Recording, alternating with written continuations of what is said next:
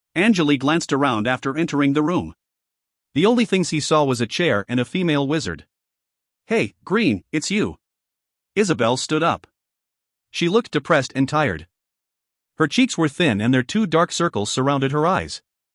"I don't understand. Why did you do this?" Angele knitted his eyebrows.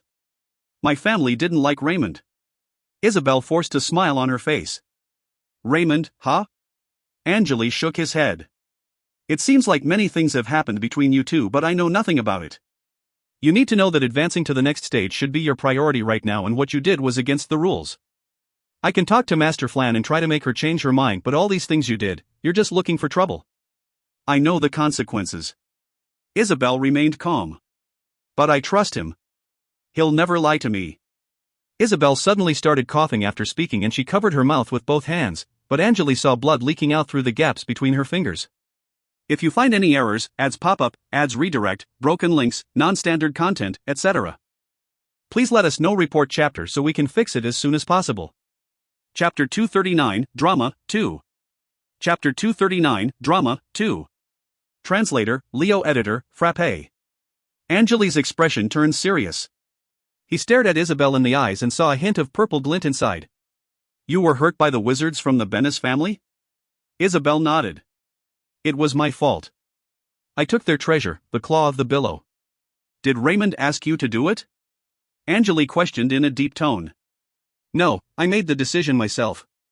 Isabel shook her head slightly. Angele looked at Isabel and he felt like the things happened on Angele were much more complicated than he thought. "Isabel, what have you done? Your grandmother tried everything she could to protect, but you still ended up in a place like the Eye of the Dark Forest. This is a place for people who have committed serious crimes. Do you know what's going to happen next? Tell me then, what's the purpose of life? What are you fighting for? Power? Or fame?" Isabel suddenly asked. "I don't regret the decisions I made." "Are you really the Isabel I know? I talked to you not so long ago." Angele shook his head. The girl in front of him felt like a stranger to him. "You're right. There are things and people you can be willing to die for, but I'm certain that Raymond isn't one. You don't understand, Green. I can see that you already consumed the pearl of the deep sea." Isabel remained silent. Angele continued, "You betrayed your family, but Master Flan didn't kill you. She loves you, Isabel. After consuming the pearl of the deep sea, your body will start turning into pure energy. You had a bright future in front of you. I'll wait for my Raymond. No matter how long it'll be," Isabel muttered. "Why are you so stubborn?" "Isabel?" Angele was speechless. "I came to help you because we're friends. Why are you not listening to my words?" "I'm sorry, Saying sorry won't do anything for you. We're not engaged and you have the right to choose your partner on your own will, but think about what Master Flan will do after she finds out that Raymond started all this." Angele tried to stay calm. Isabel bit her lips but did not say anything. "Ka." The metal door was pushed open. "Green is right. The family guards are already sent out. As long as Raymond is still in Nola, the council will hunt him down." Flan slowly walked in wearing a white dress, staring at Isabel with a blank expression on her face. Her mentality wave was hidden, so Angele did not sense anything. "Master Flan." Angele stood up and bowed to her. "I apologize for what Isabel did. I was going to make you her husband." Angele was surprised to see Flan apologizing to him. "It's not a problem. The priority right now is to find the man who tricked Isabel," Angele said calmly. "You're right. Don't worry too much about it. Isabel is still a good girl and I'll send her to you after we capture Raymond." Flan nodded slightly. Isabel did not say anything but just lowered her head. Angele knitted his eyebrows. "To be honest, Master Flan, Isabel is a good girl, but she's not the type of wife I want. I thought you two would get along." Flan sighed with mixed emotions. "I didn't expect her to fall in love with a rank 3 wizard apprentice. Isabel is way too naive. I think that man tricked her," Angele added. "You're correct. It's all Raymond's fault. Isabel did nothing wrong. All he wanted were the resources and the superior enchanted items." Flan gritted her teeth. "I'll capture him for sure." Isabel chuckled after hearing Flan's world. "Grandmother, you'll never capture him, never." "Is that so? We'll see." Flan shook her head again and left the room. Angele narrowed his eyes. He had one final glance at Isabel before stepping out of the door. She had a pure smile on her face. It seemed like she truly believed that Raymond would never be captured. Angele sighed and walked down the hallway. Flan was waiting for him ahead. She still had something to say. Sorry again, Green, about Isabel, she apologized again. No one expected something like this to happen. It's fine.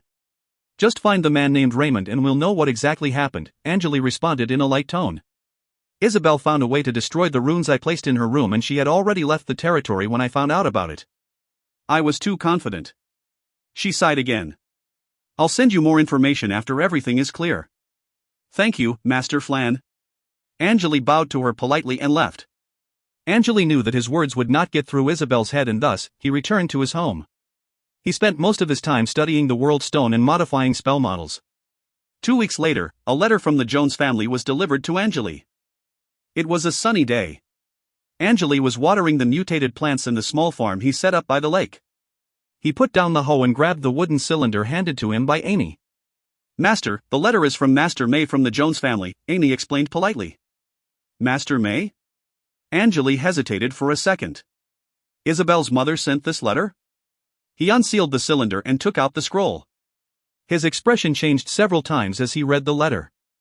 Raymond sneaked into the eye of the dark forest and saved Isabel.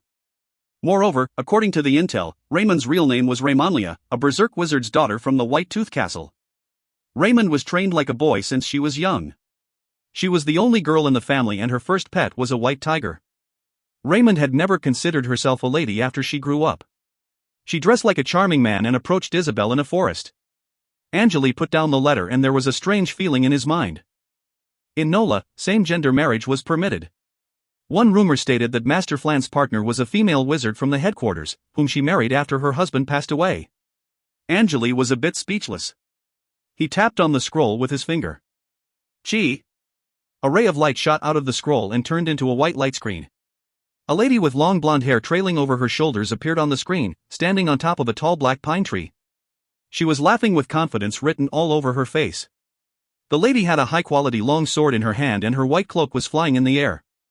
So she must be Raymonlia. I really want to know how she sneaked into that well-guarded prison. Angele stared at the light screen. The lady's background was what brought Isabel the confidence. There were only 3 berserk wizards in White Tooth Castle and they were the reason why people feared the organization. No one knew that she was a female and that was probably the reason why the team failed to track her down. Flan Jones, huh? You sick bitch. Isabel is mine now. If you want her back, come talk to my grandfather in the White Tooth Castle, Raymonlia spoke. She sounded like a man with a feminine voice. Chi. The image disappeared as the light screen exploded into countless white light dots. Angele threw the scroll into the air and lighted it up with a yellow fireball. The scroll was burned to ashes within seconds and blown away by the wind. Should I join the team? Angele rubbed his chin and hesitated. In the letter, Master May also invited Angele to join the hunting team that was specially created just for Raymond. Angele was a member of the 6-Ring High Tower and he was a friend of Isabel, so he had the intentions to join the team.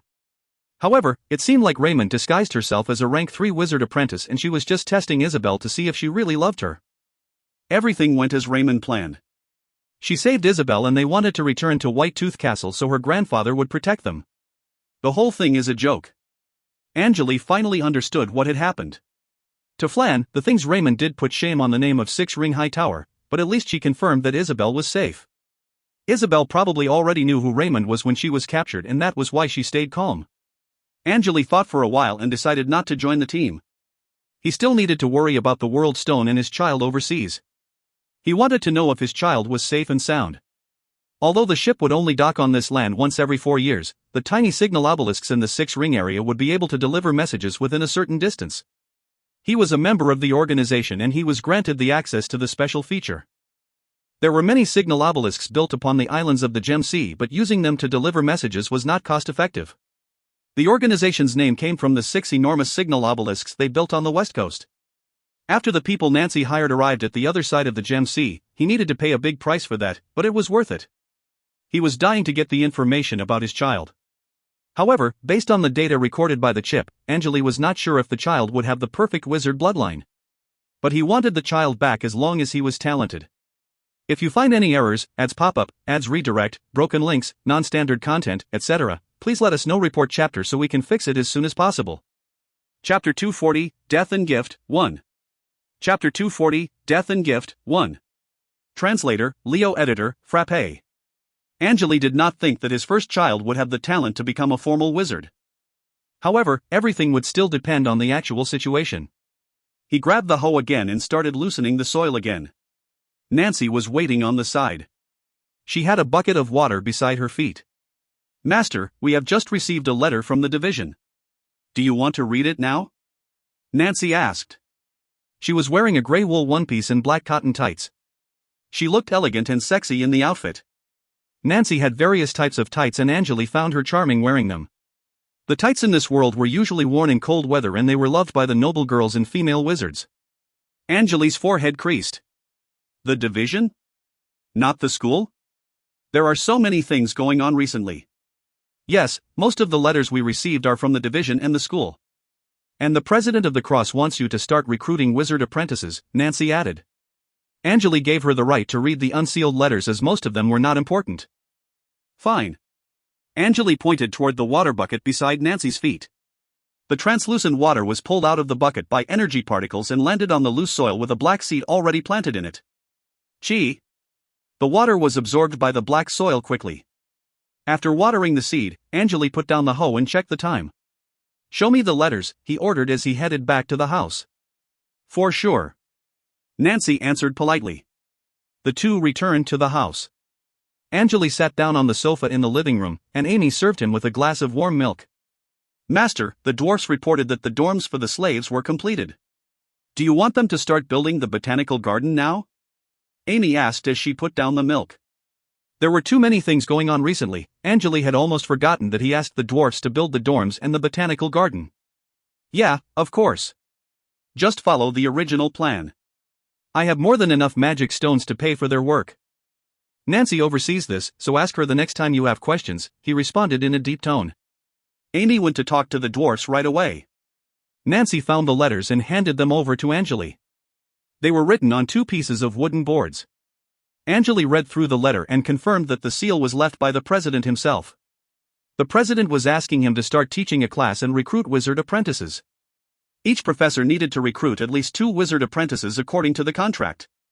The other letter was from Shiva, who said he was still working on a defensive magic circle that could stop students from cheating during tests by monitoring their communication messages. It also mentioned that he wanted to visit Angele with his grandchildren during vacation. Shiva had to take care of the kids as their parents left the area for a mission.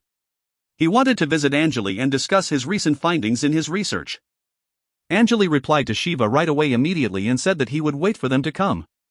He created a schedule and listed the things he needed to do. Angele leaned his back against the sofa and took a deep breath. So many things to do, he shook his head slightly. "Nancy, how long have you been serving me?" He stared at the girl. "Several years, Master." Nancy lowered her head and responded calmly. Angele nodded. "Don't worry, I'll propose to you one day." He stood up and walked to Nancy, slowly moving his hand into her dress. Nancy's skin was warm, soft, and elastic. He rubbed her butt and legs for a while before moving to the crotch. Her body could barely handle the excitement that she almost fell into Angele's arms. "Master Green, at least do it in the bedroom, please." Angele smiled, then he carefully lifted her up and headed to the 2nd floor. "Don't worry. I promised you that I won't touch you before we get married, but we can still have some fun, right?" He slowly rubbed Nancy's private area, which resulted in her being able to barely talk at the moment. Angele could see that her face was flushed red. Nancy's body was sensitive. She rested her head on Angele's shoulder, whose eyes then narrowed. It seemed like she was enjoying the moment. Everything was progressing as Angele planned. He went to the signal obelisk and filled out the application at the message desk.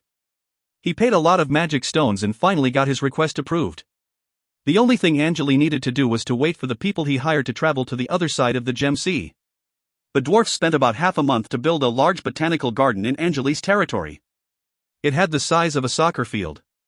It looked like a large white worm that was lying on the ground. He also used the trading tower to purchase plant seeds and he wanted to hire professional gardeners to look after the plants for him.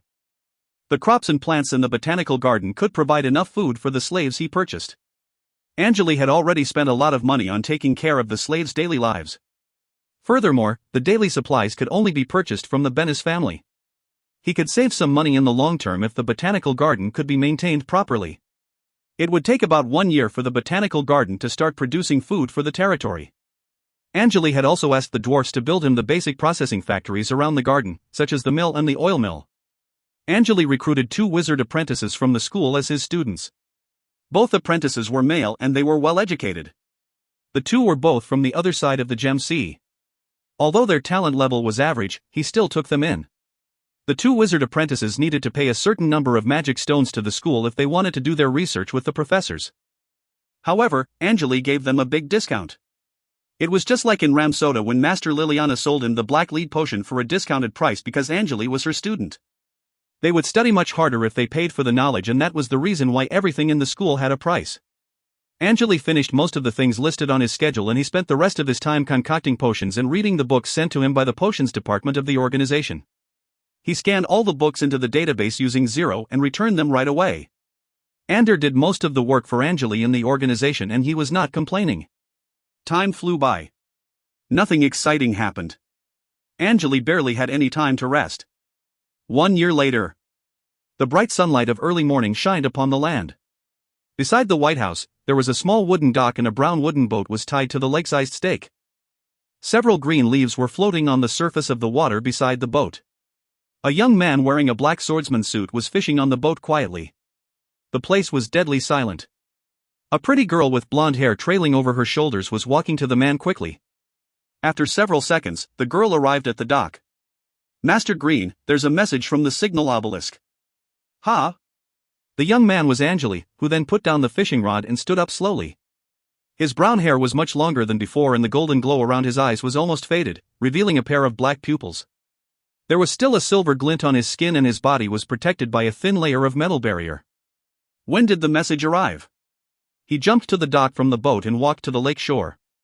"Just now.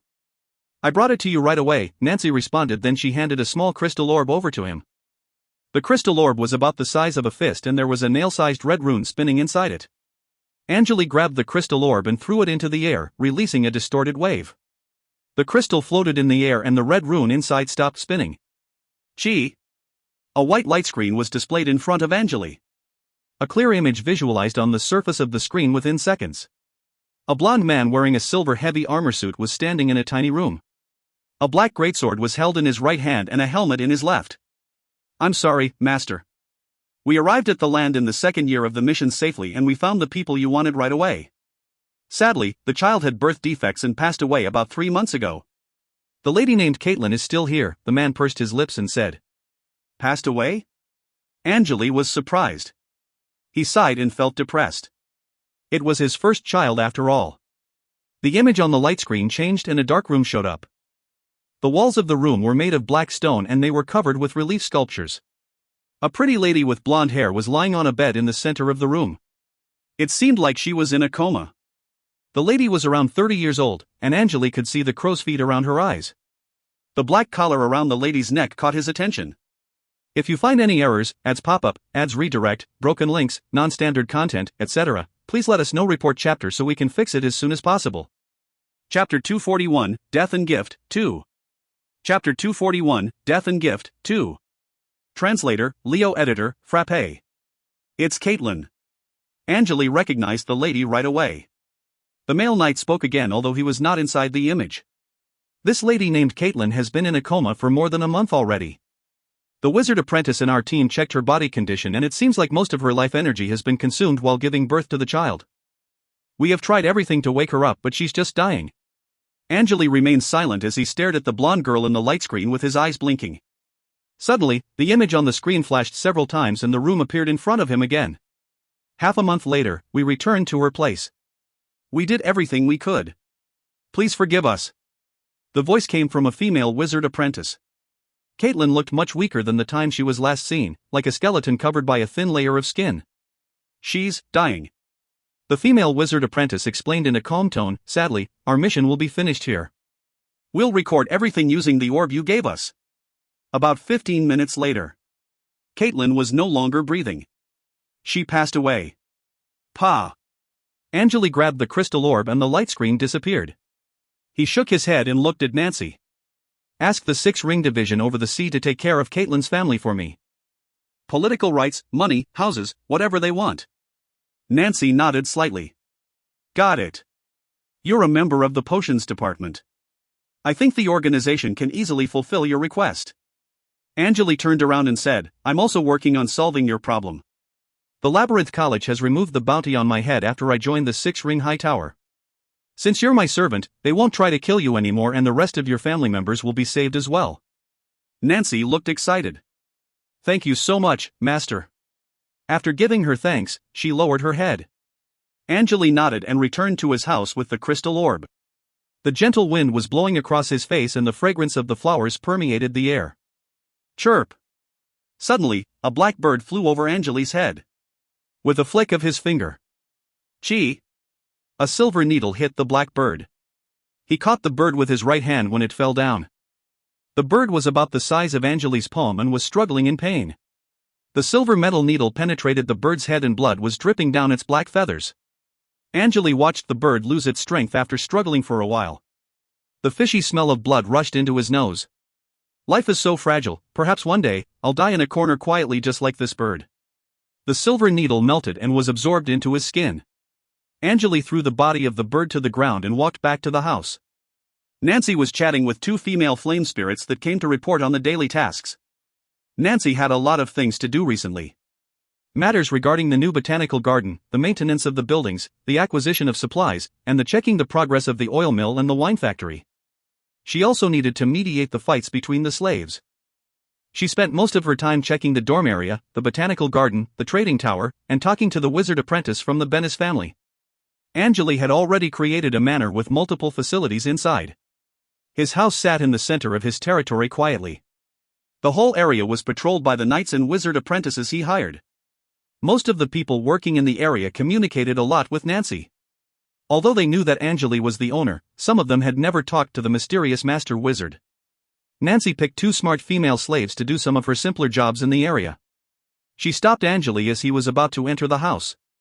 Master, the potions department has delivered the items you asked for. Great. Angele checked the schedule using 0 and thought that it was about time. Ask them to carry the items to the living room. Got it. He stepped into the living room and walked to the potted plants, starting to trim it with the scissors. 4 muscular men entered the door quickly. They were wearing thick leather armor suits with silver scimitars on their back. They carried 2 huge boxes into the living room. The 4 were breathing heavily. Angele looked at their necks and saw a purple flower-shaped pattern. Ah, it's you. Carry them to my basement then. He narrowed his eyes. The 4 men nodded without saying a word. The tattoo on their necks indicated that they were the slaves of Wizard Ander. They were the people who delivered the books to him. Angele walked to the staircase and pressed his hands against the wall. A small door opened itself quickly. The whole wall was made of metal, so Angele could use his metal mastery to control it easily. They carried the huge black boxes to the hall of the basement and left right away. After the 4 left, Angele asked Nancy to keep the others away from the house. He then entered the basement after sealing the door. He quickly walked down the stairs and started observing the 2 huge boxes. The surface of the boxes was smooth and they were painted with spiral patterns. On top of the boxes, there was an egg-sized ruby and the edges were decorated with silver strings. Elegant and luxurious. Angele stood in front of the box on the left and tapped its lid. A red glint flashed upon the surface of the lid. Crack! The ruby in the center started cracking. Angele remained calm, then he put his hands on the lid and lifted it up. The lid was pushed to the side and slid to the ground. White smoke rose from the box. Angele's forehead creased and he created some wind to blow the smoke away. Inside it was a creature covered by a black blanket.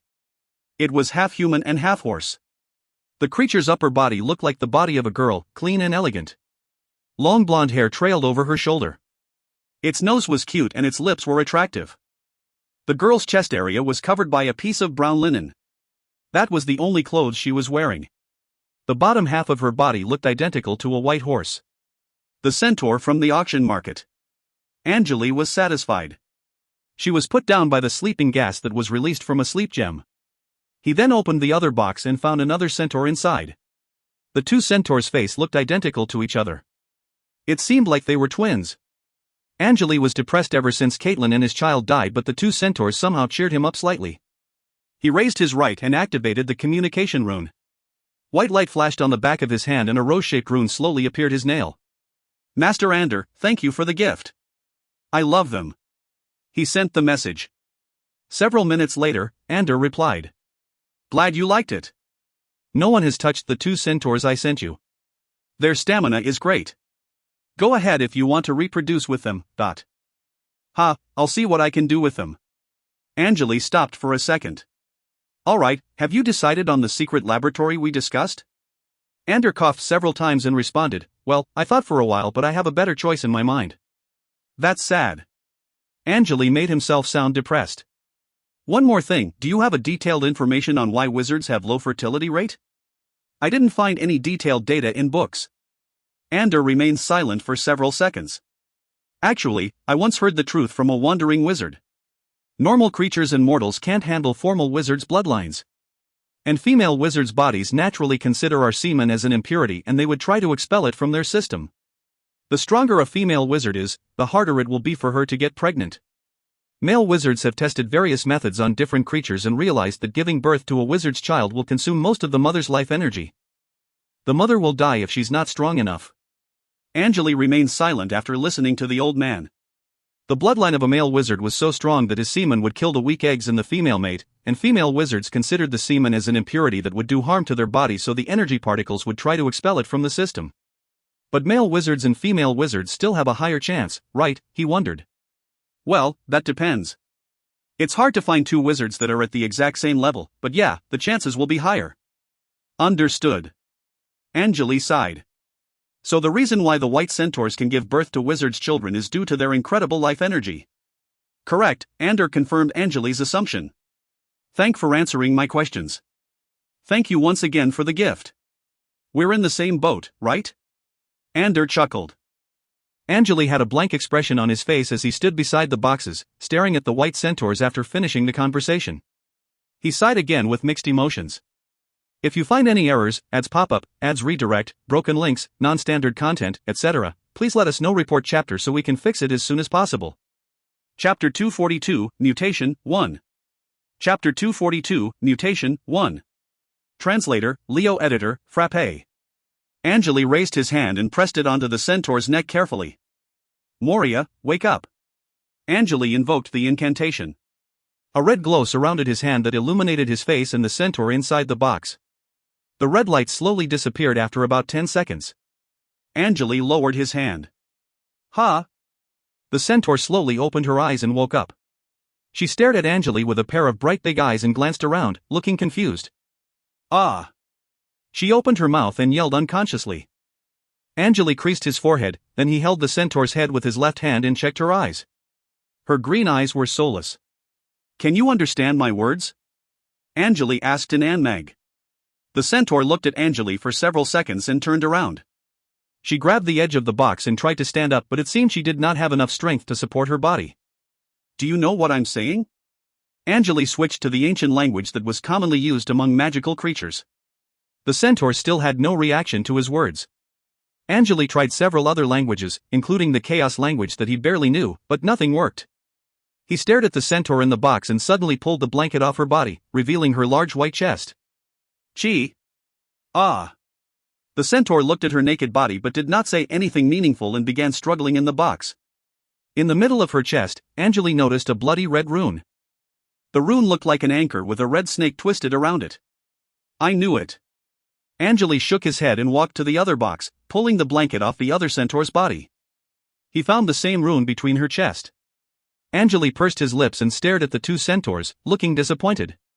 So the red snake anchor had their hands on those centaurs. That's why they were sent to the auction market. Two white centaurs that have lost their souls, I'll just try to extract the ancient bloodline from them. He raised his hand and silver metal liquid came out of the tips of his fingers, turning into 5 strong silver strings. The strings tied the two centaurs up and lifted them into the air. Angele controlled the force field and continued to use the strings to support the centaurs. He brought them to the spell lab. Creak. The door of the spell lab was pushed open. The two centaurs were dropped to the dark floor that was covered with complicated runes. They looked around the dark room and ran into one of the corners together. Fear was written all over their faces. Angele was not concerned at all. He took a few pieces of the special equipment from the potions room. He had always wanted to dissect a centaur's body as he was curious about their bodily structure, and now he had the opportunity. There was a gentle smile on Angele's face. He closed the door of the spell lab as he stared at the two centaurs. Red light flashed on the door and it was locked right away. The signet on his left hand was activated and the wings of the great harpy swung slightly.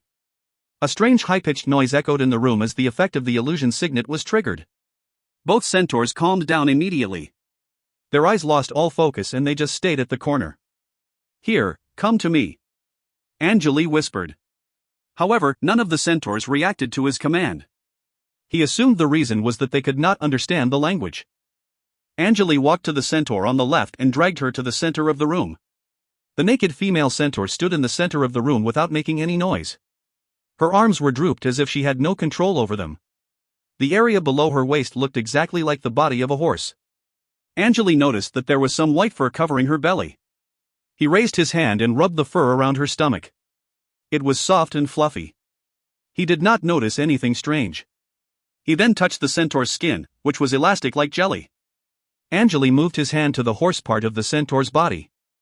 The skin was not as smooth as the area around the stomach. He moved to the back of the centaur and saw a long blonde tail hanging over her ramp. The bottom half of her body looks exactly like a horse's body. The centaur's body structure is really interesting. I wonder if the horse part and human part share the same organs. Angele did a quick check on the centaur's muscles. He carefully took out a translucent glass syringe from the toolbox on the side, and the syringe was about the size of a finger. The needle of the syringe was made of silver metal.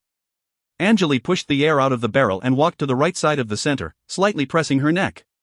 He raised his right hand, creating a tiny metal needle on the tip of his index finger. Chi! Some red light dots flashed around the needle and he ignited it.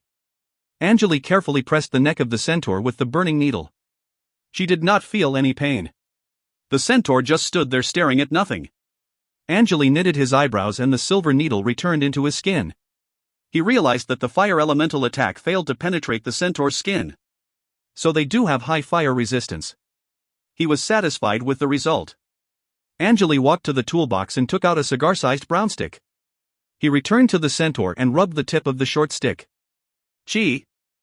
The stick was ignited and bright yellow light appeared on its tip. As time passed, half of the stick turned red, which now looked like heated iron. Angele extinguished the flame and pressed on the centaur's neck with the heated stick. Chi! The centaur's body trembled and some of its hair on the neck was burnt to ashes. The skin area that touched the stick started to turn red. Angele lowered the stick and he saw a red dot left on the surface of the centaur's neck. He grabbed the syringe and stabbed it into the red dot. Chi! He slowly pulled the plunger up and a whole barrel of shiny red blood was extracted from the centaur's body. It looked like red wine. Angele took a glass tube from the toolbox and removed the stopper, pushing the blood into the tube with the syringe. He repeated the procedure 4 times and acquired 4 tubes of blood from the 2 centaurs. Angele deactivated the illusion signet and grabbed some walnuts from the material room, throwing them to the centaurs. He wanted to keep those 2 centaurs in his basement. With 4 tubes of fresh blood, Angele entered the potion room and started extracting the bloodline. 3 days later, Angele walked out of the potion room with a small tube of green liquid in his hand. The crystal tube was about the size of a finger and it was half filled. Finally, it's done. He was satisfied with the result. Angele failed many times while trying to get the ancient bloodline and he had to extract blood from the centaurs many times. This was possible only because their stamina was so strong that they could recover within hours. After many tries, he had finally acquired the purified ancient bloodline of the centaur. The ancient bloodline of white centaurs was the combination of the centaur chieftain and the legendary unicorn. Angele was uncertain as to what special ability the inheritor of the centaur chieftain and the unicorn had, but the ancient bloodline was extremely valuable. He held the tube in hand and hesitated for a second. Angele opened the spell lab as he sealed the tube with a stopper.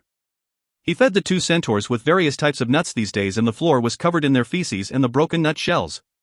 The 2 centaurs looked excited after seeing Angele open the door. They ran to him while yelling happily. Angele's brow furrowed. He opened the door and let the centaurs come out. He decided to keep them in the main hall. He raised his right hand and activated the communication rune. Nancy, ask someone to clean the basement. Understood, Nancy replied within seconds. Angele walked upstairs with the tube. He only left the spell lab open and he was certain that the slaves in his territory would not be able to break into the other important rooms. All doors were sealed by the special alloy created by his metal mastery.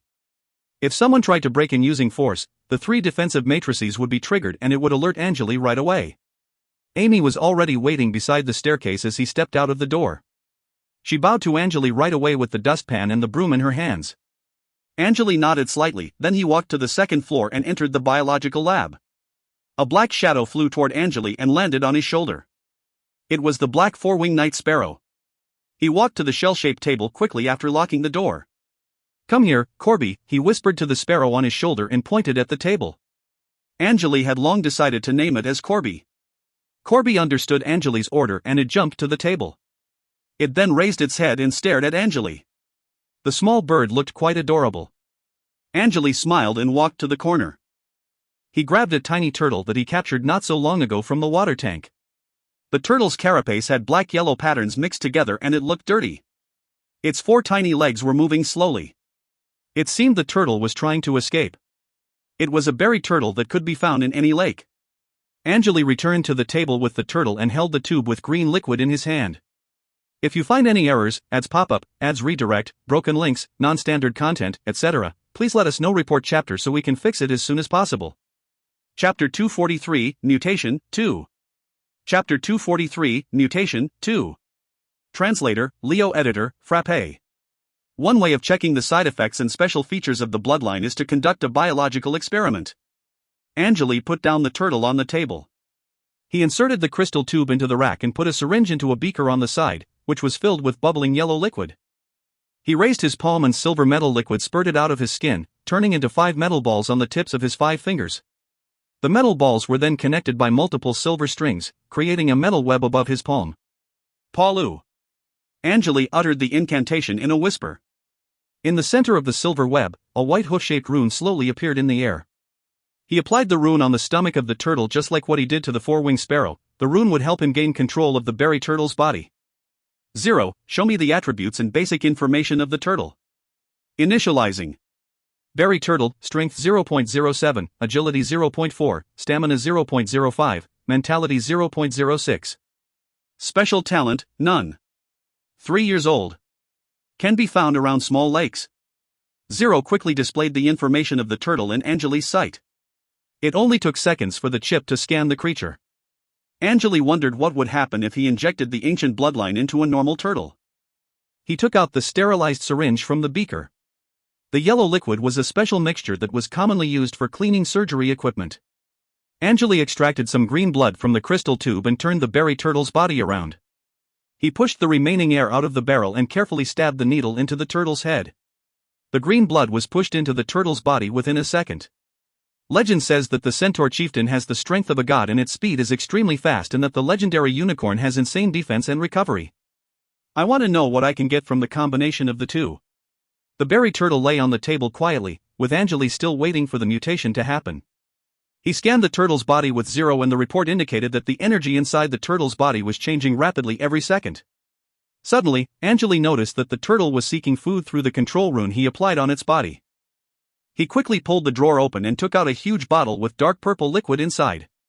It was a bottle of highly concentrated nutrient solution and a bottle's worth could easily feed a male adult for 7 days. Angele removed the stopper and threw the berry turtle into the solution. Blop. The turtle sank into the liquid and the water level started dropping quickly. About 10 seconds later, the whole bottle was consumed by the tiny turtle. Angele turned the bottle upside down and the turtle dropped to the table. It started growing at an insanely rapid rate. The edge of the turtle's carapace turned serrated and gray thorns began emerging out of the surface of the shell. About 10 minutes later. Initially, the berry turtle was about the size of a palm. But after the mutation, its body was now more than half a meter long. Its hardened skin already turned gray. Ha! The turtle opened its mouth and made some strange noise. Angele was surprised as he stared at the mutated turtle. It was only 20 centimeters long not so long ago, but it now looked like a monster that was packed with power. He carefully pressed on the turtle's neck with his right index finger after the mutation process was completed. It felt like pressing on a hard rock or the surface of an old tree. Angele activated the rune and made sure the turtle was not moving. 0. Scan the mutated turtle and show me the results. Task created, scanning. Mutated berry turtle. Strength 0.7, agility 0.5, stamina 1.2, mentality 0.09. Skill, bite. Special talent, hardened skin. Thorn carapace. Its stamina was increased by more than 1 point, Angele pursed his lips. And it gained 2 special talents. The increase in stamina and the hardened skin are within my expectations. They probably came from the traits of the centaur and unicorn, but what about the thorn carapace? He observed the appearance of the turtle and started thinking. Maybe the ancient bloodline activated part of the traits from the berry turtle's ancestor and that's where the thorns came from. A thought came to his mind. 0. Can you do reverse check for the berry turtle's DNA? Insufficient amount of data, task can't be created. Can you scan the turtle's mutated body parts and check if some of the new traits came from its ancestor? Task created, analyzing. 0 reported back after about 5 minutes.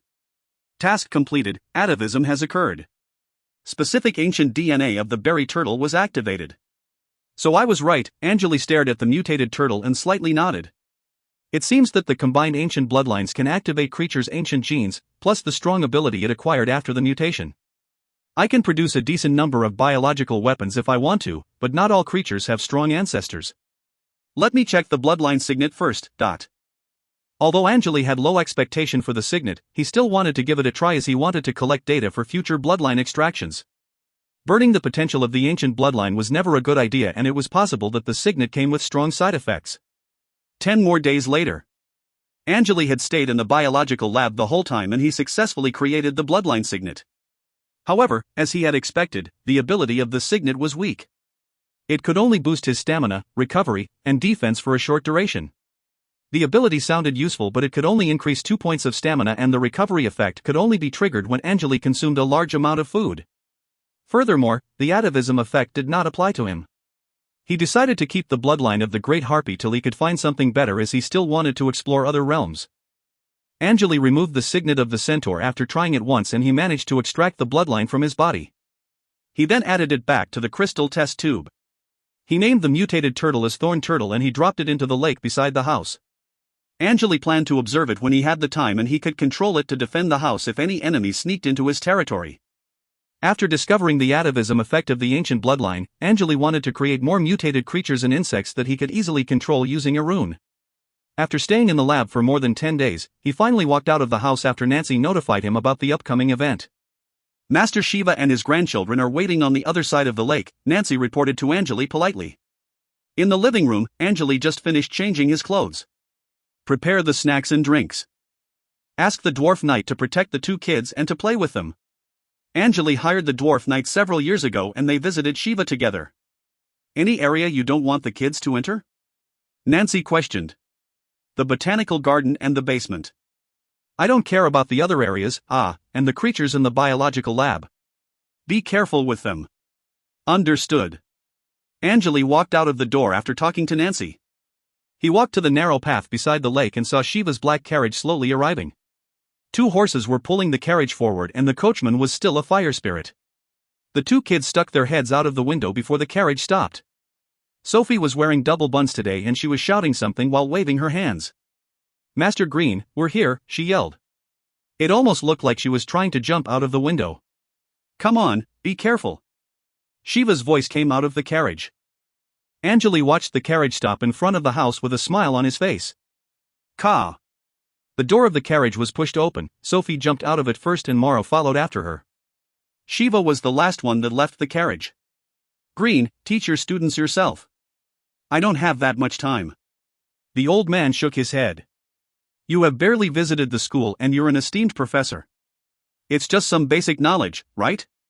You're much more knowledgeable than me and you're also a great teacher. Angele chuckled. Yeah. Shiva shook his head again, speechless. Well, I have something serious to tell you this time. Shiva cleared his throat and spoke in a grave tone. What? Angele stopped laughing. He knew that when Shiva was serious there must be severe trouble. The lab area for the world stone exploded. Exploded? Angele could not believe what he had just heard. If you find any errors, ads pop-up, ads redirect, broken links, non-standard content, etc., please let us know report chapter so we can fix it as soon as possible. Chapter 244, Getting Ready, 1. Chapter 244, Getting Ready, 1. Translator, Leo Editor, Frappe. What happened? Angele asked Nancy to take the two kids to the house first. Shiva started explaining after the kids left. I think the unstable force field was the reason, but I haven't gotten the report yet. If you have time, you can go check it out. Angele narrowed his eyes and thought for a second. I know the force field is unstable, but I don't think it'll explode on its own. I'll go take a look later. Was any wizard there when it exploded? Not sure. It has just happened. Shiva shrugged. All right. We can talk about this later. Angele led Shiva into the house. The two sat in the living room and talked about the research Shiva was doing recently. The two kids played with the dwarf knight around the house and they caught some fish from the lake. When the sun started setting, Shiva and his grandchildren left the house after having dinner with Angele. Angele changed into another robe after the three left and headed toward the school right away by means of the flying mount. He landed on top of the mushroom building after traveling across the border of the 6-ring area. There were several other eagles already parked on the platform. There must be other wizards who were contacted about the explosion of the World Stone. Angele walked straight to the lab area after leaving the mushroom building. He saw several wizards chatting beside the mushroom building above the World Stone lab. They glanced at Angele for a second, but they did not greet him and they just continued their conversation with their brows furrowed. Angele only had two friends in the school, Sherry and Glue, while the other wizards formed their own research groups. Although he knew their names and backgrounds, he barely talked to them. He pursed his lips and walked past them, entering the door of the mushroom building. He walked down the stairs and quickly arrived at the gate of the World Stone Lab. The gate was wide open, and Angele saw the blue pool. He stepped into the gate and felt the warm wind blowing over his face. Check if the air is normal, he ordered. Several rows of data appeared on the left side of his sight. You're being affected by the polluting radiation. 18.15 degrees per second. The number started increasing rapidly as Angele advanced further. It felt like walking toward a humongous stove. His skin started burning as he got closer. He unleashed frigid wind to reduce the temperature of the metal barrier that covered his body. Build the force field model for the World Stone. Task created, analyzing the force field and radiation energy around you, 0 reported right away. Blue light dots flashed in front of Angele's eyes. He stood beside the pool and stopped advancing. The radiation was too strong for him to handle. About 10 minutes later, the blue light dots disappeared. Analysis stopped, more mentality needed, 0 reported back. How much mentality do I need? More than 75. Angele stood by the pool quietly staring at the exploded gate on the other side. There were stone pieces everywhere. He could see that most of the object was destroyed through the broken gate and the World Stone was surrounded by some black fog. Several minutes later, Angele heard footsteps coming from behind. He turned his head around. It was Glue, the gas stage wizard with blue eyes and blue hair. He walked to Angele and put up a blue light barrier to help reduce the radiation. How's the situation? Glue asked. No idea. I got the information not so long ago. Angele shook his head. According to Shiva, the stone exploded about 2 days ago. It too happened to the one in the 6-ring school area, Glue muttered as he stared at the World Stone through the broken door. Angele looked at Glue. So what happened to that one? The unstable force field and radiation pollution lasted for 12 years. The World Stone became extremely unstable after that and it was sealed in the lab by the wizards from the school. Glue knitted his eyebrows. Angele bit his lips. If it needed that much time to recover, his plan would have to be halted. Where's Sherry? He questioned. She's the one who told me about this actually. Sherry was sent to the Monty Empire by her family. She will be back in 3 years. Glue shook his head. Well, the only thing we can do is to wait right now. No one has expected the explosion.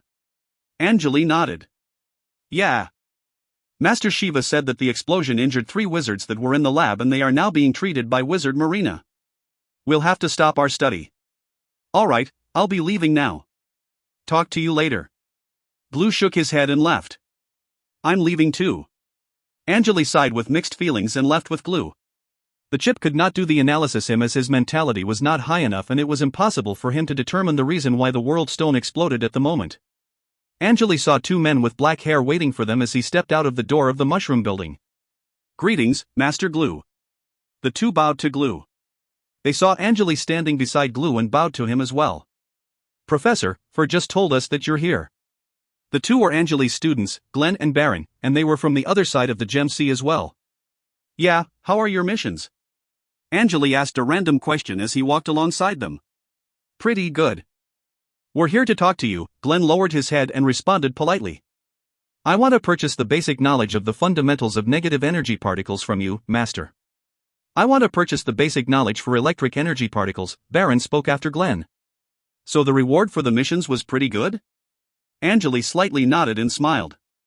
Just enough magic stones for the knowledge. Alright, come with me. Angele left the lab area with them. There were not many students in the school.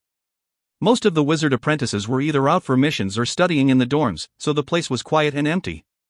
The wizards or wizard apprentices he met on the path were all walking quickly, not wanting to dally around. Angele led the two wizard apprentices to his office in the mushroom building of the teaching area. Each of them paid 20 regular magic stones for the basic knowledge they wanted. The price was discounted as they were Angele's students. He stored the required information in 2 crystal orbs and gave them to the students. Using crystal orbs to store information was common among the wizards and wizard apprentices. Transferring the knowledge into the crystal only required a small amount of mentality and the information would disappear after about 2 years. If a wizard wanted to keep the information for a longer duration, he would have to purchase special potions, but those potions were expensive and could only be used once. After saying goodbye to the 2 wizard apprentices, Angele went straight to the underground library. The library was what brought the cross-fame in Nola. Angele had already scanned a large number of books into the database using the chip. Although Zero filtered out the duplicated or falsified information, it would still take him a long time to completely study all of them. If he could record all the books into the database, his future research might become much easier. There were no spell books in the library, but he had found the knowledge of enchantment, crafting, potion concoction, arts, music, and philosophy. The knowledge helped Angele understand the culture of the world better. He finally finished scanning all the books after 3 days. Angele left the school right away and returned to his territory. He started doing experiments on ancient bloodlines again. He was also waiting for the news on the World Stone. Sadly, nothing changed after about 1 month. The force field around the World Stone was still unstable. Angele visited the school twice during the time and taught 1 public class, but he still could not get close to the World Stone. Time flew by. Angele received a message that he did not expect while waiting for the World Stone to stabilize. Warm water was splashing over Angele's head. He was taking a shower in the bathroom. He raised his head and tried to clean his brown hair. The water dripped down his chin and hit the stone floor. The bathroom was small and it was filled up with steam. Thud thud. Someone suddenly knocked on the door. Master Green, here's a letter for you. Alice's voice came from outside the door. Huh? Is it in a cylinder? Angele questioned. Yes, and it's from the east. Angele could barely hear Alice's voice. He had built the shower room by himself using metal mastery. The water it let out came from a special shower head on the ceiling. With a flick of his finger, the water stopped. Angele grabbed a white towel that was hanging on the wall and wiped the remaining water off his body. He then quickly covered his private part with the towel and opened the door. Alice was wearing a white one-piece with her long black hair trailing over her shoulders. The twins' bodies had already stopped growing after several years. Their bodies were well balanced, and they had long legs, slim waists, and average-sized breasts. Angele stepped out of the bathroom and took the black wooden cylinder that Alice handed to him. He glanced at Alice and then patted her head. You look great, Alice. Thank you for bringing me the letter. You may leave now. Yes, Master. Alice blushed. She then turned around and walked away quickly. Angele opened the wooden cylinder carefully after Alice left. Inside it was a translucent crystal orb and there was a black rune flowing in the center. If you find any errors, ads pop-up, ads redirect, broken links, non-standard content, etc., please let us know. Report chapter so we can fix it as soon as possible. Chapter 245, Getting Ready, 2. Chapter 245, Getting Ready, 2. Translator, Leo Editor, Frappe. Angele threw the crystal orb in the air. The orb floated above him and released several rays of white light that created a white screen in the front. The image became distorted for a second and slowly displayed the scene. In a dark forest, white mist was expanding in the air and the shadows under the trees were silent but horrifying. One of the shadows suddenly flashed for a second and stood up, turning into a black, human-shaped living being. Ka! The black robe covering the man turned into a cloak and dropped to the ground.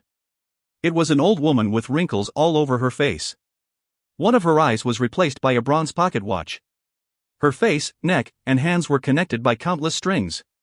She looked like a dead body that was brought back to life. Long time no see, Angele. It has been a while, Master Liliana. Although it was just a recorded message, Angele still responded to her. He never expected for a letter to come from Master Liliana. Liliana stopped for a second and continued. I have learned that you're now a member of the 6-ring high tower from one of my students. To be honest, I didn't have high expectations for you. However, you're now one of the strongest students I have. I spent years recovering from my injury. Within that span of time, my students have helped me create an organization called the Knight's Hand. We're now part of the underground world, and I'm no longer associated with Ramsoda. I have a favor to ask. I want you to help the members of Knight's Hand in Nola if possible. I'll send you rare resources from the underground world. I'm certain you'll need them. Liliana stored the address of the Knight's Hand in the orb using a special encryption, and she also told Angele how to enter the underground world. The light from the crystal orb slowly faded away and the orb started dropping. Angele caught the orb before it hit the ground, and he noticed that the black rune inside was breaking. After about 10 seconds, the black rune completely disappeared. He held the crystal orb in his hand and started thinking. It seemed that Master Liliana was somewhat related to the underground world. However, the unique resources of the underground world were extremely hard for him to get under normal circumstances. If Angele managed to fulfill her request, he could earn a lot of money by selling those materials in the black market. Angele had already acquired the basic knowledge for body modification, but there were several things that needed to be prepared first. He had also successfully modified 2 relatively helpful spells in order to aid him during possible fights. 1 or 2 strong spells would be much more useful than 5 weak spells. If he wanted to keep progressing to the next stage, he would have to start modifying his body. Increasing the attributes and resistances was required before Angele could advance to the crystal stage. His body must be able to handle the extra mentality brought by the crystal stage, and he needed to do many calculations before trying to increase his mentality level. The major difference between a liquid stage wizard and a crystal stage wizard was the mentality level. The spell power would increase as the mentality level increased. However, crystal stage wizards harnessed higher rank spells. Most of the crystal stage wizards were strong because they lived much longer than the average wizards. They had many practical experiences and possessed many high-level enchanted items or even magic devices. Crystal stage dark wizards could cast level 2 damage spells, and the power was incredible. It was nearly impossible for any rank 1 wizard to kill a crystal stage wizard using just 1 or 2 spells, even if it was a sneak attack. And if the crystal stage wizard survived the initial attack, he would fight back using the unpredictable level 2 spells. Angele knew that a small difference between mentality level would not affect the outcome of a battle. Rather, it was the high-level spell that the high-rank wizards could cast. Angele needed to figure out how high his attributes and mentality should be before making any attempt to advance to the crystal stage. I don't really need the resources from the underground world at the moment, so I'll leave that aside, but my mentality is not increasing at all using the current technique. Do I have to rely on rare items and potions? Angele muttered. He never switched the meditation technique after becoming a formal wizard. Angele checked with other wizards before, but it seemed that they all stuck with what they were using when they were still apprentices. Most of them were relying on low-level potions or rare enchanted items to speed up the mentality increasing process during meditation. However, they failed to find the required rare resources after reaching the gas stage, and they just stopped progressing. The higher a wizard's rank was, the more expensive resources he would need. Angele found that ideology a bit unreasonable.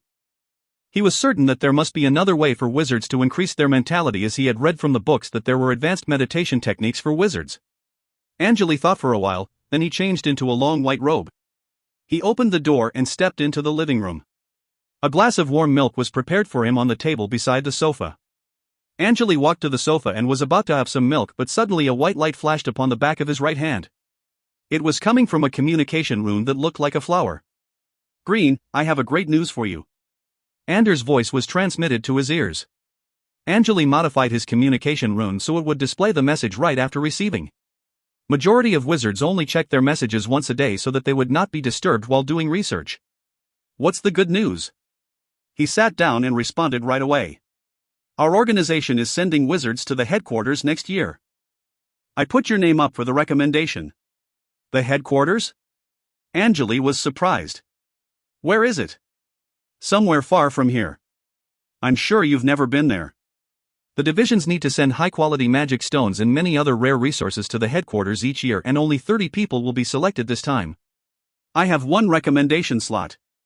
I thought of you right away, Ander was speaking in a strange tone. I appreciate it, a lot. Angele knew that if he was sent to the headquarters, Ander would be freed from doing tasks for him. And although the relationship of the two had improved recently, Ander still wanted to make sure Angele did not spread any rumor in Nola. One more thing, Green, don't you think that normal mediation techniques are no longer effective to us? Ander asked this question that Angele was similarly thinking about just several minutes ago. Do you why there are so many wizards researching on ancient bloodline in the West Coast? We want to find out how the ancient wizards were not affected by the bottleneck. The ancient wizards with ancient bloodline in their bodies could progress without worrying about limitations. What does it have to do with the headquarters? Angele wondered. There are several high-rank wizards on the West Coast. However, the secrets of the ancient wizards became history, and rank 2 wizards are almost considered the top brass right now. Most importantly, the rumor says that the method to activate the World Stone is stored somewhere in Omontis, the center of this land, and the headquarters of 6 Ring High Tower is located there.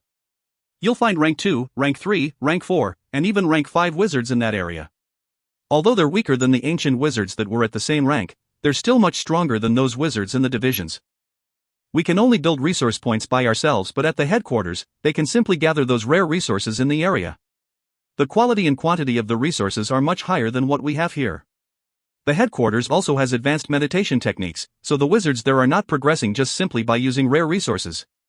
The wizards sent to the headquarters by the divisions will have access to those privileges. The only problem is the high mountains between the east and the west. The magical beasts, mutated creatures, and natural disasters are stopping people from crossing the line, so the only way to get there is to use the flying mounts. If you want to speed up your progress, accepting the offer is your best choice. Ander gave a long explanation. Clearly enough, he really wanted to send Angele to the headquarters. Angele himself had never expected such a great opportunity to come to him. He remained silent and started thinking. Ander waited for his response patiently. Angele sighed after thinking for a long time. I still need some time. For sure, just reply to me by January. Ander chuckled and cut the connection.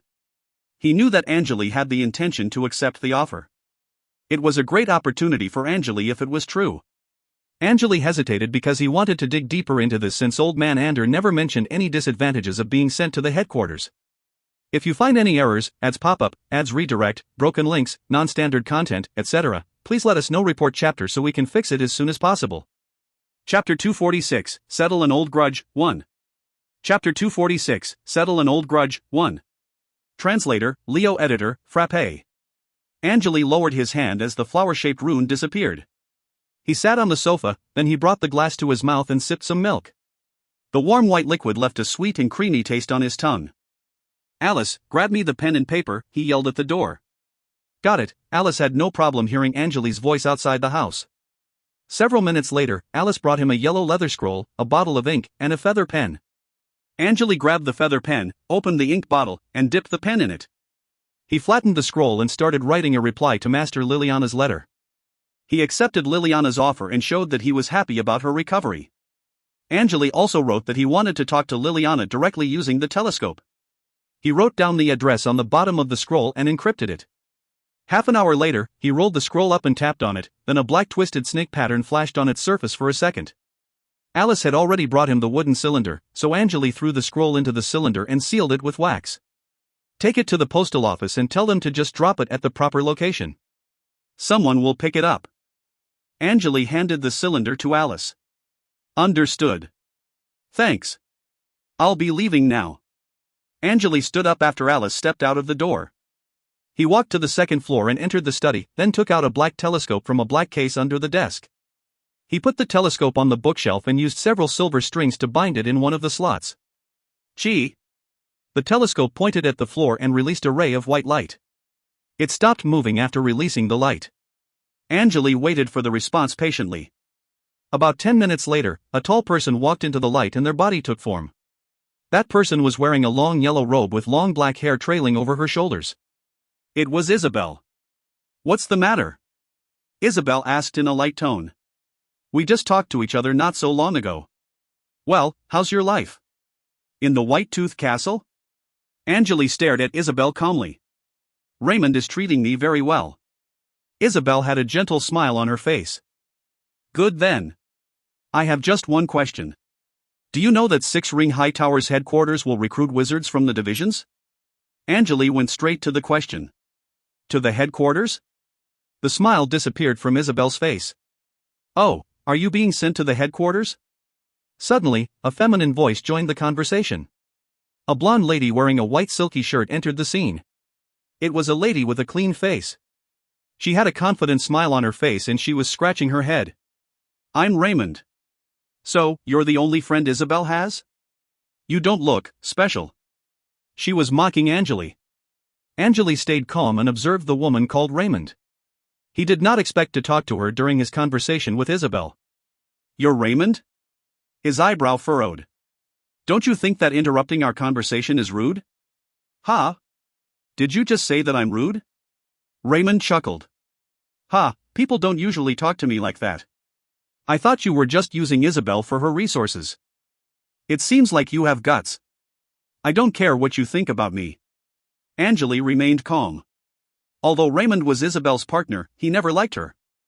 The challenges that Raymond had put Isabel through were ridiculous. Angele also thought that Raymond was just playing with Isabel. But never had she expected Isabel to treat the relationship seriously. However, Isabel passed through all the impossible challenges Raymond set up and Raymond decided to pay her back. That was the reason why Raymond fell in love with Isabel. Angele remembered the days that Isabel supported him with all the resources she had. It moved him a lot. Well, I apologize for what I just said. I'm just curious about you. Raymond bowed slightly. I can tell you about the headquarters of the Six Ring Hightower. Ha! Thanks, Master Raymond. Angele shook his head and smiled. He knew that Raymond's intention was just to see what Isabel's only friend looked like. Also, it was very likely that Isabel had already told her about the rhino blood. The headquarters of the Six Ring Hightower sits in the center of the land, Omandis. The road to Omandis is blocked by mountains. You can only travel to that place with flying mounts. It'll cost people a lot of money and time, so the headquarters only communicates with the divisions when necessary. Only a few of the wizards that were sent to the headquarters returned to the divisions. They caught the opportunity and wanted to advance to the next rank or division. You can find much better resources in Omandis. There were wizards that declined the offer because they wanted to save money and enjoy their lives in Nola. Raymond stopped for a second, then she continued, most importantly, there are many dangerous creatures living in the mountains. You may get killed even if you're on a flying mount. You need to prepare for that if you want to go there. Is there anything else I need to be careful with? Angele knew the trip would not be easy. You'll be guarding the resources that are sent to the headquarters on your way there, so you need to protect the resources. Also. Raymond pursed her lips. You know the perfect wizard, right? The talented male wizard named Rayline is selected too. He's a **ch. I fought with him multiple times. Alright, I'll keep that in mind. That's all I know. The headquarters of Six Ring Hightower is a mystery since they barely make any announcements to the public. You're a member of their division, but the wizards in the headquarters will just treat you like a stranger.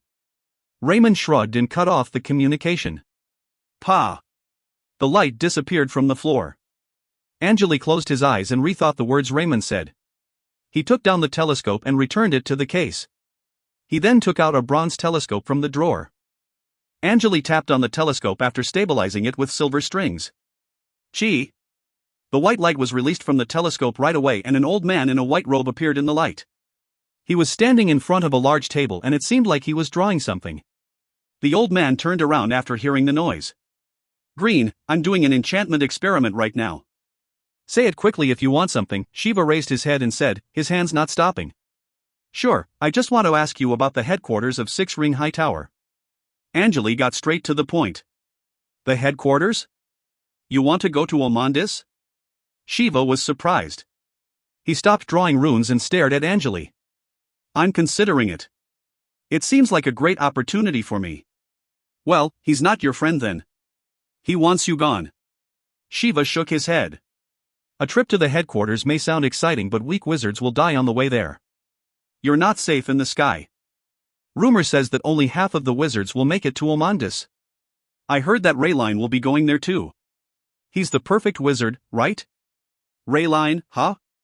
Well, it's dangerous. Just think twice before you make the decision. If the team is strong enough, you'll be able to survive the mountains. If the team is too weak, the magical creatures will target you. Shiva's expression turns serious. I suggest you stay in Nola. It's nice and peaceful. The bastards in the headquarters won't treat you well. I understand. Thanks. Angele smiled, but he did not argue with Shiva. It seemed that Shiva hated the headquarters for some reason, and the trip was indeed dangerous. You won't be traveling there using flying mounts. They use hot air balloons. There'll be 3 balloons if there are enough members in the team. Don't pick the same balloon as Rayline. He has a short temper and he won't help you if you're in danger. I know him when he was still at the school. He's young, but he's already ruling his family's hunting team. If you already made the decision, I have some advice for you. Be selfish and be careful. The ones you help may not pay you back when you're attacked.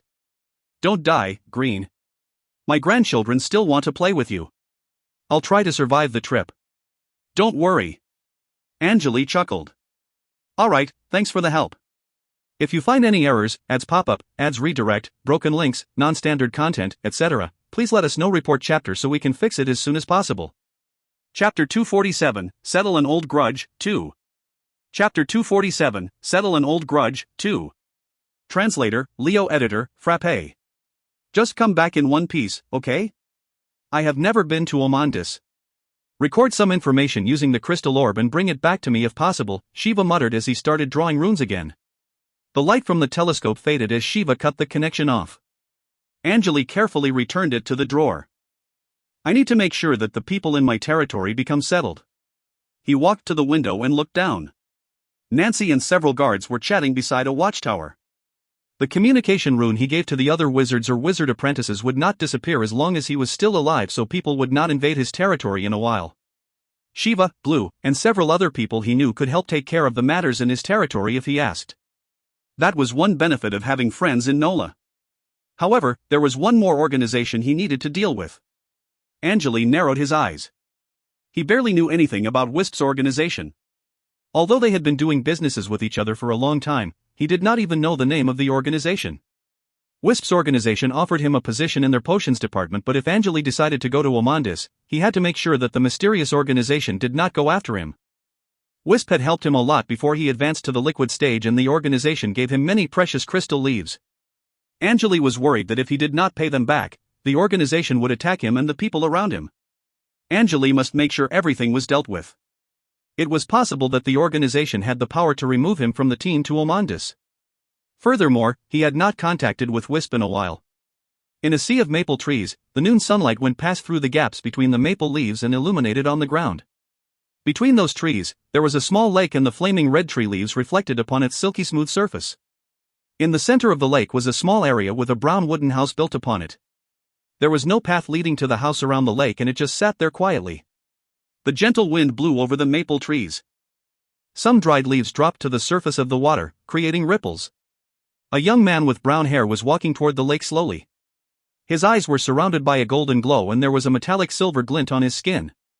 The man raised his right head, and a black raven rune flashed on the nail of his middle finger. The rune released a gentle red light, and it was barely visible in the sunlight. Name is Green, the young man said in a low voice. A lot of green vines emerged out of the red mud as soon as he finished speaking. The vines twisted and moved toward the wooden house in the center of the lake, creating a path for him to walk on.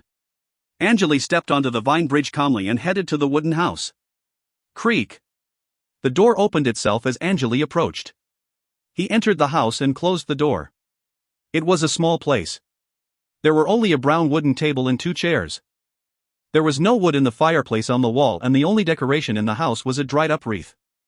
Under the dim light, Angele saw a man in a black robe. He was wearing a hood with his head lowered. Green, welcome to my place. Angele walked to the table and sat down on the opposite side. Where's Wisp? He's dead, the man answered with a high-pitched male voice. Dead? Angele was surprised. Can you tell me what happened? Sure. He was killed during a mission. It was an accident. His opponents were much stronger than he had thought. The man raised his head and removed the hood. It was a man with the head of a raven. Black feathers, black eyes, and a human body. The Raven Man was surrounded by a mysterious aura. The Raven Man shook its head slightly. His voice sounded just like a male human. That's sad. Wisp has helped me a lot. How about his students? Angele questioned. Who knows? They're on a mission to avenge their master. Come back in one piece or die during the mission. There are only two possibilities. How about his family? Nothing has changed. Our organization will take care of the dead wizards' families for 200 years. Don't worry about it, the Raven Man explained in a light tone. Sounds good. Angele nodded. So you're the new representative? What should I call you? Angele wanted to tell Wisp that he made the decision to go to Omontis, but it seemed that his initial plan needed to be changed. My name is Noe, you can just call me Raven, the Raven Man answered calmly. I'm here to replace Wisp. You're here to inform us that you'll be going to the headquarters of 6 Ring High Tower, right? You already know? Angele was surprised for a second, but he understood the situation quickly. Don't tell me you helped Ander to secure the position for me without him knowing it. You're smart. Our headquarters is in Omontis as well. You're also worrying about your territory and the people close to you, right? Yeah, you're right. Angele nodded as he had nothing to hide. Wizards are selfish. It's impossible for us to maintain a long relationship. Isabel will change, Nancy will change, and I will change.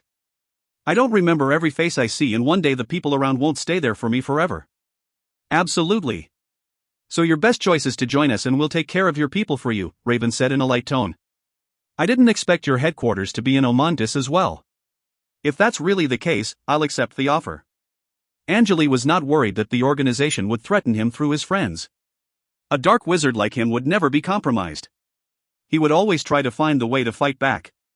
You're not joining us as a combatant, but you need to complete one mission to show us that you're really a dark wizard. The Raven opened its beak and it looked he was smiling. Angele narrowed his eyes but remained calm. Interesting. How did you even find out that I'm a dark wizard? Tell me the mission then, but I won't just kill people for no reason whatsoever. Everything has already been prepared for you. It's an easy mission. I'm sure you're interested. Huh? Tell me about it. Angele slightly nodded. Raven stared at Angele in his eyes. Kill Redbeard. Angele pursed his lips after hearing the word. What are you talking about? Redbeard is one of the 3 elders from the Labyrinth College. He's a crystal stage wizard and he's getting close to rank 2. You want me to kill him? No one will stop you. Raven cleared his throat. I mean, no one can stop you. Why are you so sure? Angele shook his head. The name of our organization is the Dark Wizard Tower. Angele lowered his head. He was trying to search the name using the database.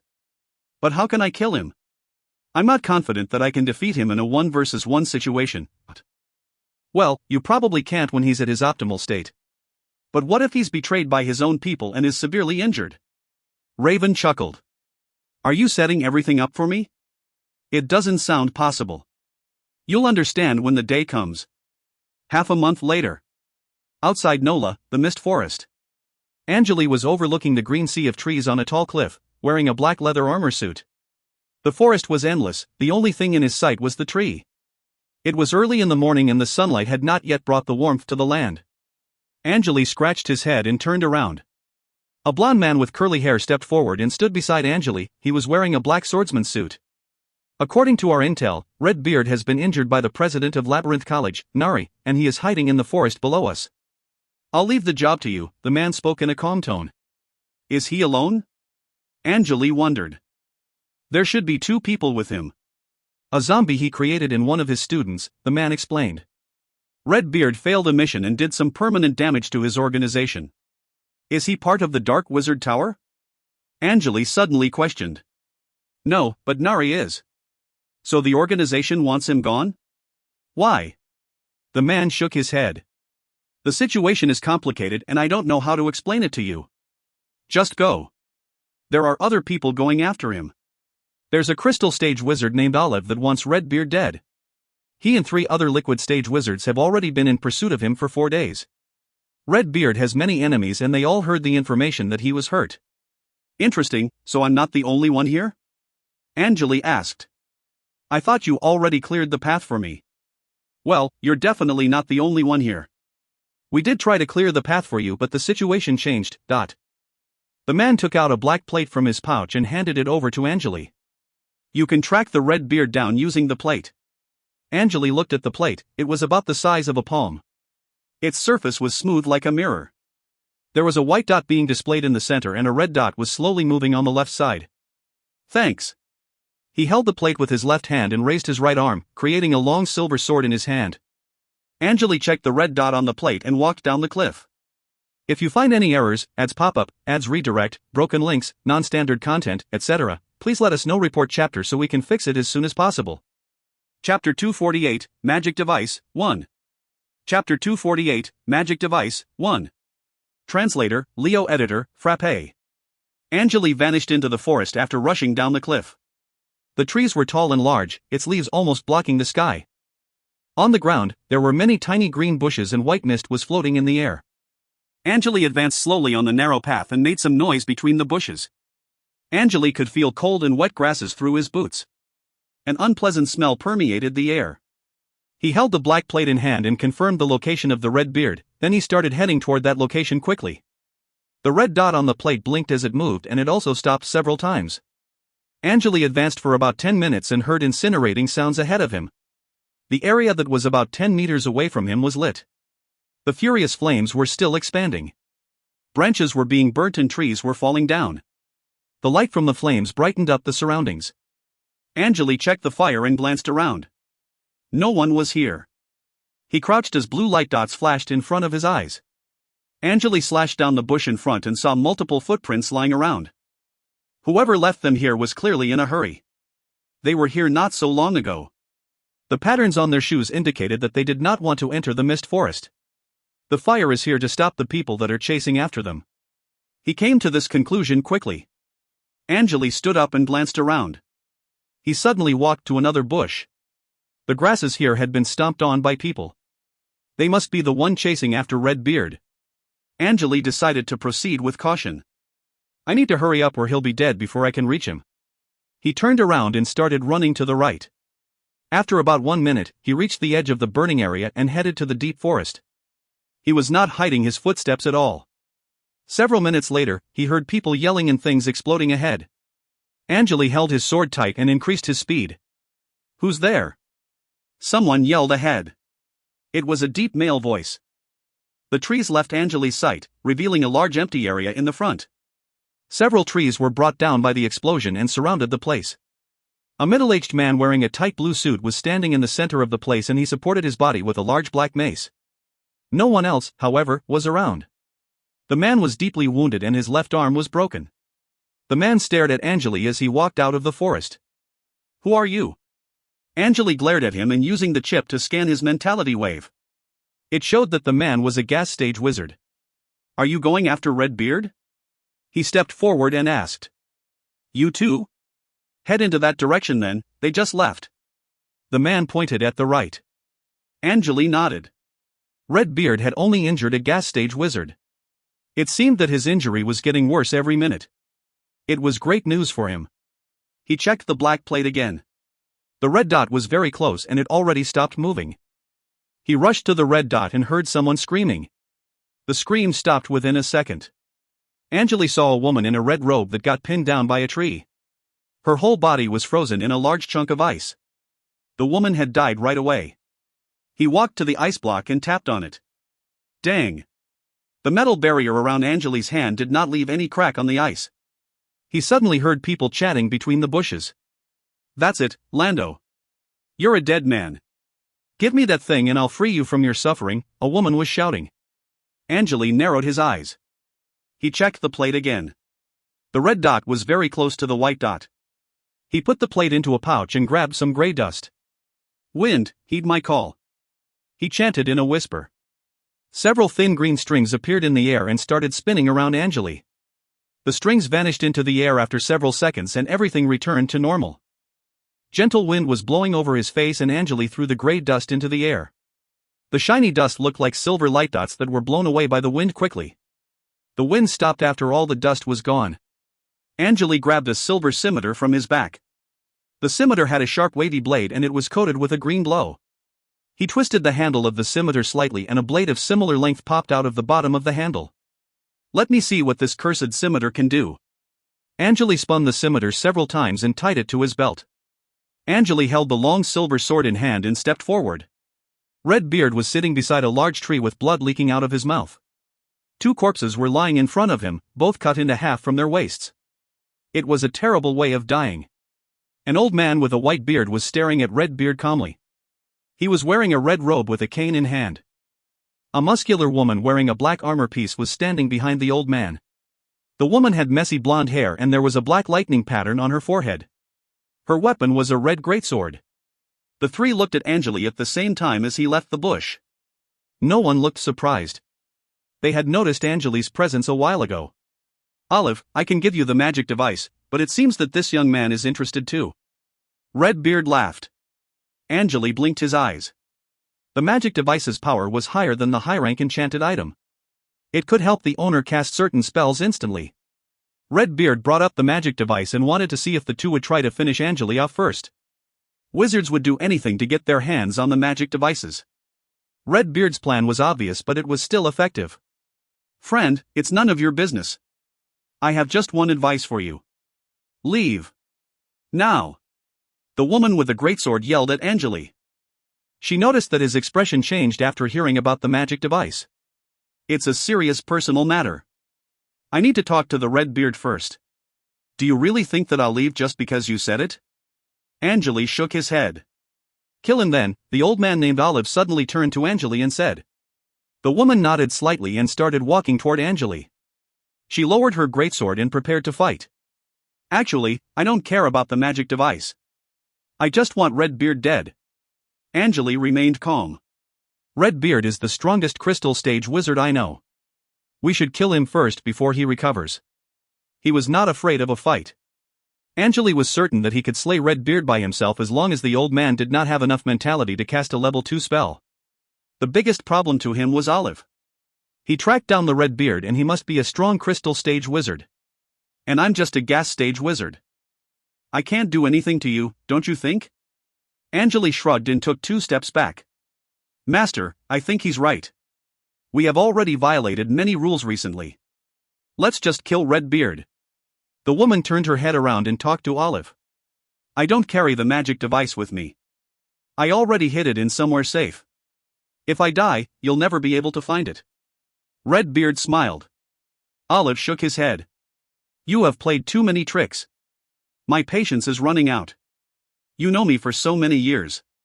I have already proved myself back in Maple City. Redbeard chuckled. He slightly shook his right index finger as he talked. The nail on the finger broke into pieces and vivid red blood dropped to the grasses. Olive stopped for a second and continued, whatever. I'll let you leave if you give me the magic device. I have said it several times. Master Olive, obviously, Redbeard is not going to hand you the magic device. I advise you to kill him immediately. He's just wasting our time. It's possible that he can still fight back, Angele spoke quickly. I also sensed some energy fluctuations around him while you 2 were talking. Redbeard's expression changed. Olive stared at Redbeard and raised his arm. Boom! A distorted wave appeared around Redbeard. It almost looked like the air around him was turned into jelly. Angele's sight blurred and he could barely see what was going on. Crack! The large tree fell to the ground, but it failed to hit Redbeard. Only a large hole was left beside the tree stump. Again! Olive held the cane tight. Track him down! He yelled and rushed forward. The woman followed after Olive and held her greatsword tight.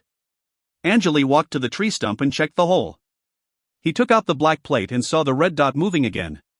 He turned around and started running toward Redbeard's current location.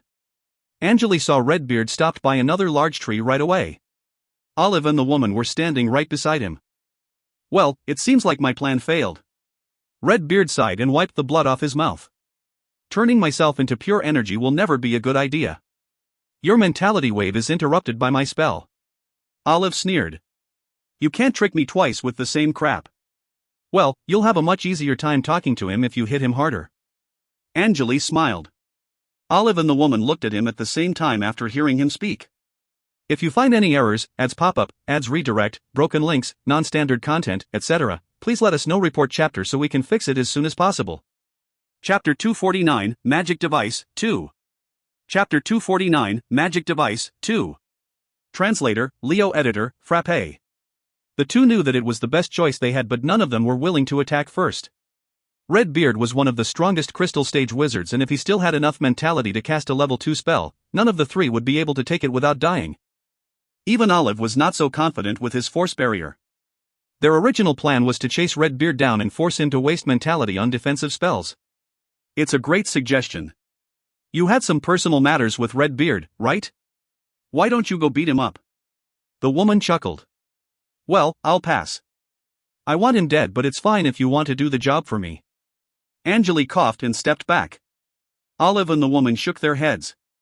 They did not think Angele was treating the situation seriously. The three remained silent as they surrounded Redbeard. After several minutes, Angele heard footsteps coming from behind. Right there. Hurry up. I'll take out that old bastard myself. It sounded like an old man. More people are coming. Why are we still waiting? There's no time for us to hesitate. Angele was trying to stir things up. Olive glared at Angele as his brow furrowed, but he did not say anything. Redbeard supported himself using the tree. His face was pale and his condition was getting worse. Three old men wearing black robes jumped out of the bush. The old man in front walked straight toward Redbeard and threw a white ball toward him. You shall pay for what you have done. Die. The two old men rushed toward Redbeard as well. A blue glow surrounded the man on the left and two dark fireballs appeared on the palms of the man on the right. The three old men jumped onto Redbeard before Angele could do anything. Olive and the woman stepped back right away. The white ball turned into a huge web that surrounded Redbeard and the trees around him. A blue spider appeared from nowhere and it jumped onto Redbeard with two dark fireballs behind it. Redbeard's expression changed. He raised both of his arms and conjured a golden plate in front of him. The plate was covered in complicated runes. Angele, Olive, and the woman just watched the attack from the side. The three old wizards kept releasing white spider webs which stopped Redbeard from escaping. The flames from the fireballs were burning everything under the web while the blue spider moving toward Redbeard. However, the golden plate in front of Redbeard blocked most of the attack. Angele smiled as he watched the three old men keep casting spells. Masters, you're doing this wrong. The golden plate is absorbing the fire energy from the dark flames. It uses the energy to defend against the blue spiders. He has barely used any mentality. My suggestion is to break the golden plate first, he yelled. Bam! A black fireball flew toward him. Angele's expression changed and he took several steps back and dodged the attack. It's just a suggestion. Why are you mad? Shut up. One of them turned around and glared at Angele. All right. Angele shrugged. It's just my honest opinion. The black flames extinguished after several seconds. The smell of dead body permeated the air. Angele inhaled some of the polluted air that made his head dizzy. He stepped back again to avoid the polluted area. The remaining flames around were still sparking. You don't want the magic device anymore? Redbeard's voice came from under the white webs. Olive pursed his lips and stared at the three dark wizards without saying anything. Those wizards were preparing some magic circles. The muscular woman behind him was observing the situation on the battlefield. There was a gentle smile on Angele's face. He focused on the golden plate created by Redbeard. Suddenly, rays of golden light were released from the center of the plate. All the white webs, blue spiders, and dark flames were cleansed by the light. Angele's sight was blinded for a second. He could feel the searing heat on his skin. He leaped to the left and stayed away from the golden light immediately. The golden amulet, Olive shouted in surprise. He raised his hand and pointed at Redbeard. Boom! A distorted energy wave exploded. Blood spurted out of the three dark wizards' bodies. They were severely injured. The distorted energy wave was preventing the golden light from spreading. Chi!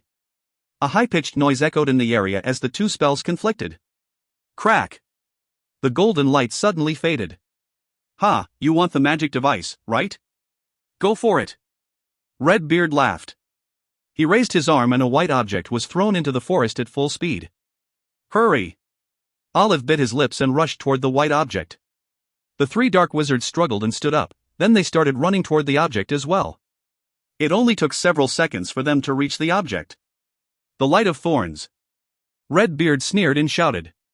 A golden light energy wave exploded around the white object. The light brightened up the whole area. Countless rays of golden light penetrated the white mist and illuminated on the ground. Angele held the sword in his hand and watched the energy wave explode. The three dark wizards were burnt into ashes within a second. It almost looked like they perished in an invisible flame. The strong woman failed to dodge the attack as well. She created a light blue barrier in the front, but the golden light went through the barrier and hit her body directly. Angele watched her fall to the ground and white smoke rose from her body. Only Olive survived the attack. The distorted energy barrier around his body blocked all the golden light. He walked out of the bush slowly with a white chest armor in hand, and he looked disappointed. Redbeard stood beside the tree and sneered. What do you think? You now have the Light of Thorns. Although I used up all the stored energy in the armor, it's still a great magic device. Isn't this what you're looking for? A golden magic circle appeared below his feet and the runes on the circle started slowly spinning. Master Olive! He's trying to escape! Angele yelled from the side. Olive dropped the magic device to the ground. Give me the real one, you bastard! He was enraged. And you! He turned around and pointed at Angele. One more word and I'll kill you. With a flick of his finger, the magic circle under Redbeard's feet was destroyed. Ha, calm down. Angele shook his head and stopped talking. After several minutes, the muscular woman slowly stood up and her damaged body parts started to recover at an unbelievable speed. The three old dark wizards recreated their body from a dark fog. However, all of them looked much weaker than before. They surrounded Redbeard again. Redbeard raised his right hand and there was a white rune ring on the middle finger. This is the real Light of Thorns. I no longer want it. He smiled as he cut off his middle finger and threw it into the air. The ring and the finger drew a silver arc in the air. The wizards all stared at the dropping ring. This is the real one. The energy wave around it is incredible. Olive eyed the strong woman and they went for the ring at the same time. The three dark wizards also rushed to the ring. Redbeard caught this chance to transform his body into a ray of golden light and vanish into the forest on the right. Angele followed after him right away. Angele held the silver sword tight in hand. Redbeard's body returned to its original shape, but he was still surrounded by a golden glow. The chilling wind was blowing over Angele's face. The gap between the two was continuously shortening. He suddenly slashed forward and the length of the blade increased. Chi! The tip of the sword hit the back of Redbeard. The old man grunted and some blood spurted out of his long robe. He quickly stopped and raised his right hand. Ka! A golden shield appeared in front of him. Redbeard then quickly took out a triangular wooden amulet and threw it to the ground. Something exploded behind Angele. He turned his head around and saw a humongous golem that was created using the dark mud here. The golem was about 2 meters tall. It held its fists tight and there was a golden flame burning on its head. The golem wasted no time as it struck Angele with its right fist. Redbeard's face turned pale. He struggled for a while and took a deep breath. It seemed like creating the golem cost him a lot of mentality and mana. He turned around and started running again. Bam! Angele leaped to the right and dodged the golem's strike. The fist left a 1-meter deep hole in the ground. He quickly turned around and stabbed the golem in the arm. Angele went around the golden shield and started chasing after the old man again. Chi! The golem stopped moving after being hit by the sword. It was being petrified for some reason. It then turned into a gray stone statue after several seconds. Finally, Angele caught the old man beside a small lake. Do you remember me? Redbeard?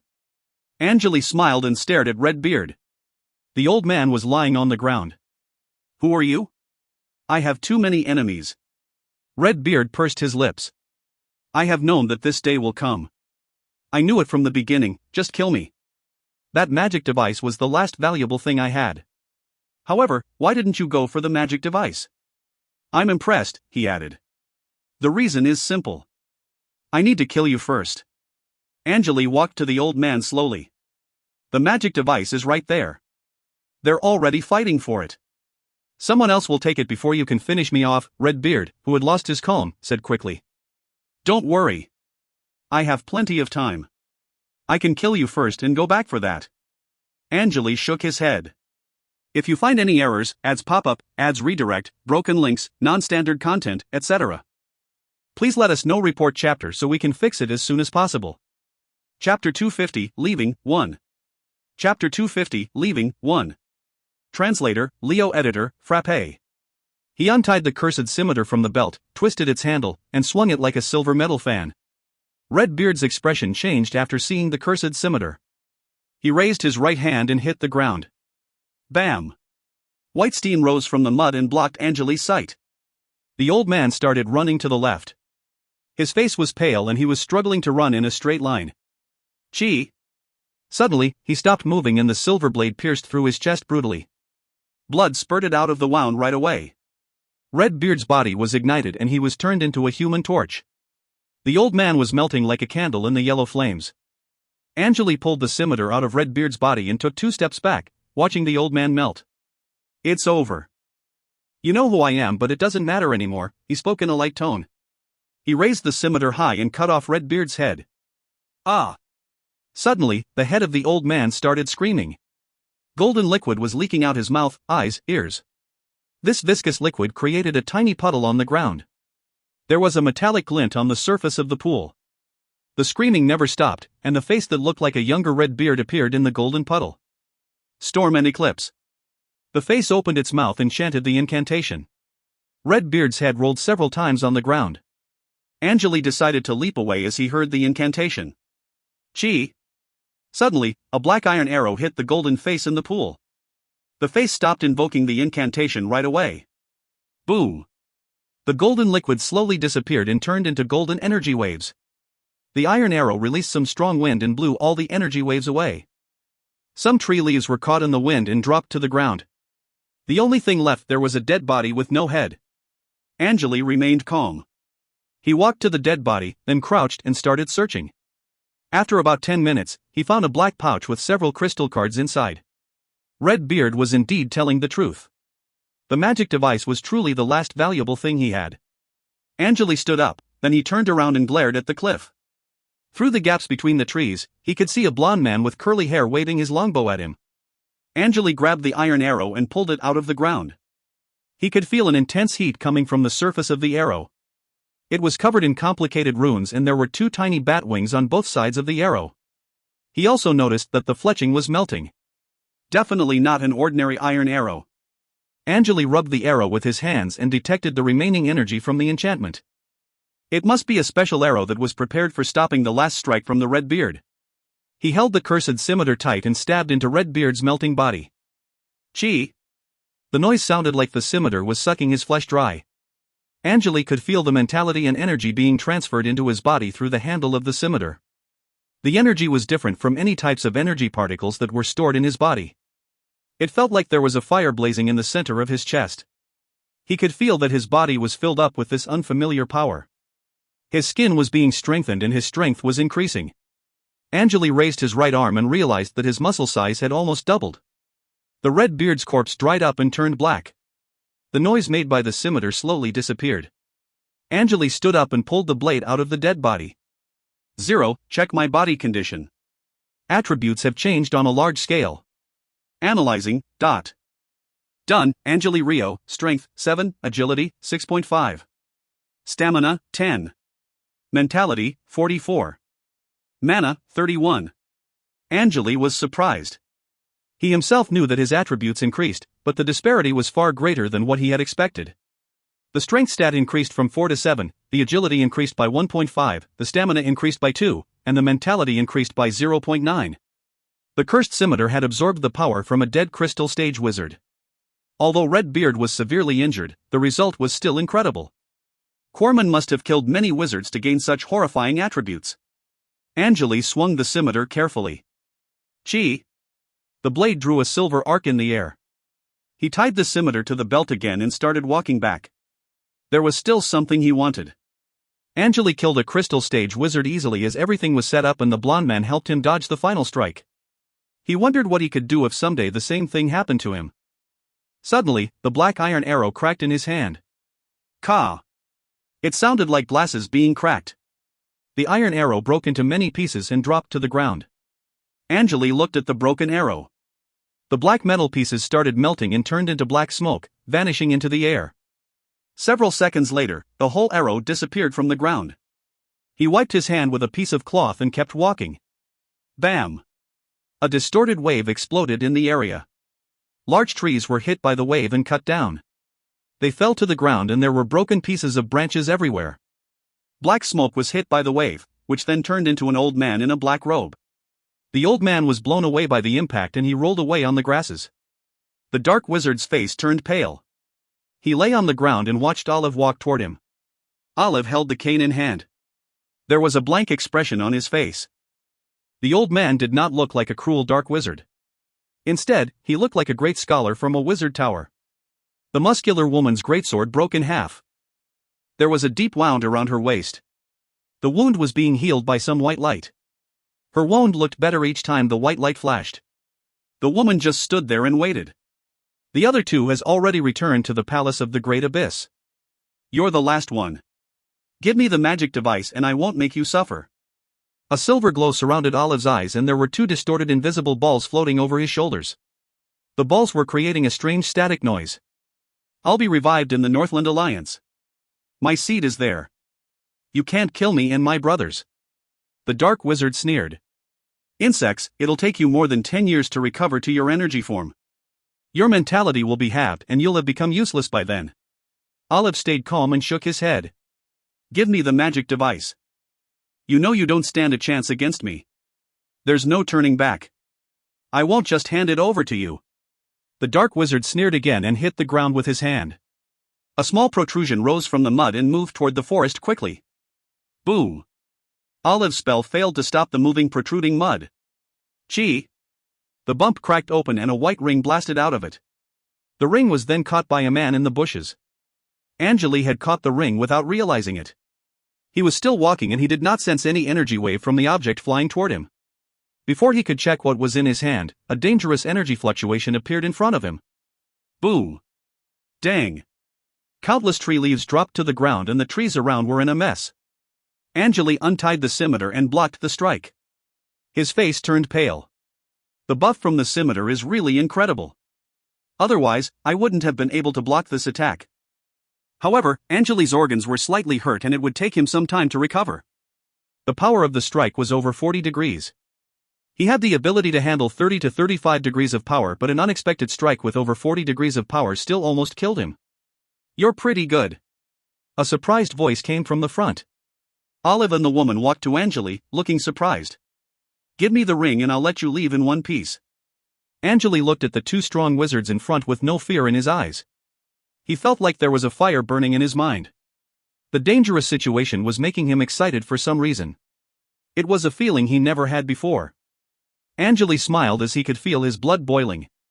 He had not fought a real battle in a long time. Nola was too peaceful and the light wizards there were weak like ants. No one would break the rules in Nola. Finally, a chance had come. He wanted to test his new abilities. Olive was weaker than Redbeard, but he was still a crystal stage wizard and the muscular woman was a strong liquid stage wizard. They might be the strongest enemies Angele had ever met. You want the ring? He smiled. The sunlight illuminated on the left side of his face. Why should I give it to you? You're just looking for trouble. Olive raised his hand and waved at Angele. 3 silver scars appeared on the left side of Angele's face. He raised his hand and waved at Olive as well. Boom! 2 energy waves clashed in the air. The translucent wave balls hit Angele's silver metal particles. Chi! The static noise mixed with the high-pitched noise created metal sounds like a car hitting a pole. Translucent distorted waves spread into the air from Olive's body and blocked the countless silver needles flying toward him. The earth started shaking as the 2 strong energy waves hit each other. The only thing Angele could hear was the high-pitched noise. A translucent cylinder was blocking all of Angele's metal attacks. He kept releasing the silver strings from his body. Those strings gathered together and formed a large shield. Invisible black patterns slowly appeared on the surface of his skin and they were spreading the illusion field in the area. The muscular woman took several steps back. She held the broken greatsword tight in hand. The clash of the force fields was a bit too much for her to handle that she could barely open her eyes. King hell, she cursed. The woman had initially thought Angele was just a weak wizard that only knew how to talk crap. It turned out that the young man was their strongest enemy. She stomped on the ground and covered her legs with blue ice barriers. The ice barriers formed a pair of strong leg armor within seconds. She raised the broken greatsword in the air and roared. Bam! The woman disappeared and appeared behind Angele. The greatsword in her hand was shining and she slashed forward with no hesitation. Angele used his free hand to control the cursed scimitar and tried to block the strike. He also threw the silver longsword to the back using the force field. Dang! The scimitar clashed with the broken greatsword and made a clean impact. If you find any errors, ads pop-up, ads redirect, broken links, non-standard content, etc., please let us know. Report chapter so we can fix it as soon as possible. Chapter 251, Leaving, 2. Chapter 251, Leaving, 2. Translator, Leo Editor, Frappe. Dang! The woman created ice shields to block the incoming silver sword, but she did not notice the twisted black rune on the blade. The ice shield got petrified and turned into stone. The sword penetrated the stone easily and it went for the woman's neck. The woman's expression changed. A blue rune flashed between her brow and blue flames appeared around her eyes. She opened her mouth and was about to invoke the incantation, but Angele threw a tiny fireball toward her. The incantation almost made it out of her mouth. However, it was just 1 second late. Boom! The fireball exploded. The woman was blown away by the impact and her body sank into a large tree behind her.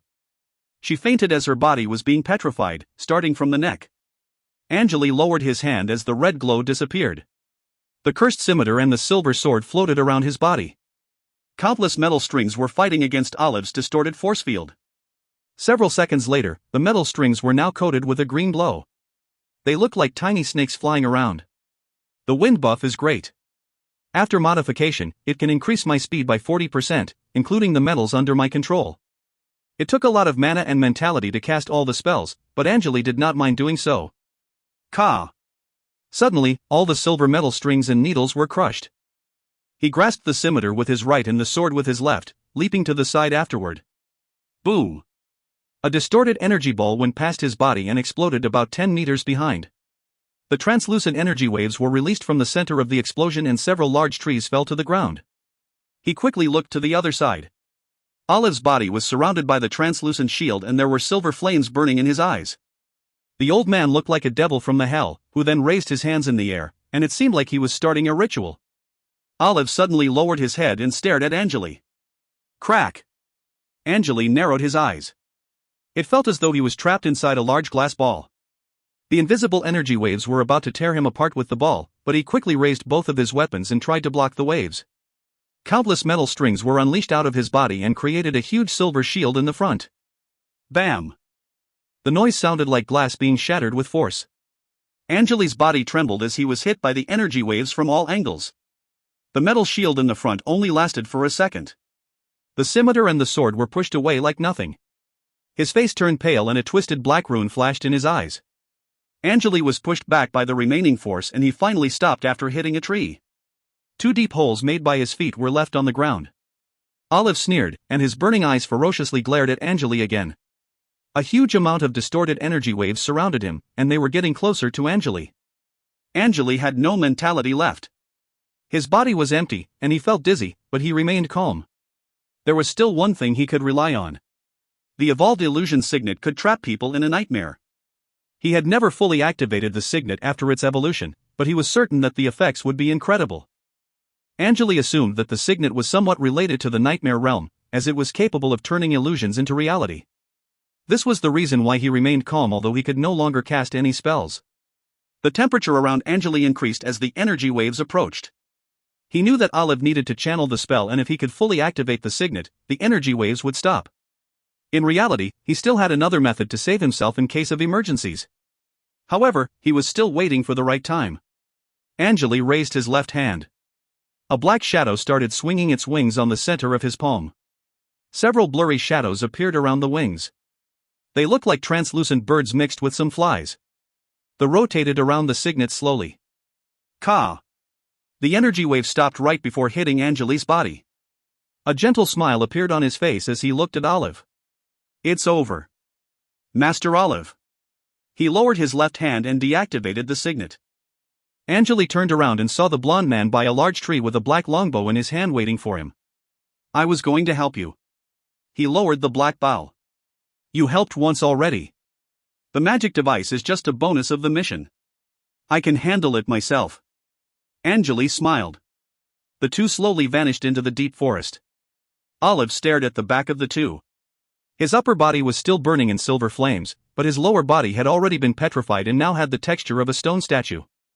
The silver flames were slowly helping him recover, but the speed was slow. He had used most of his energy to stop the petrification from spreading.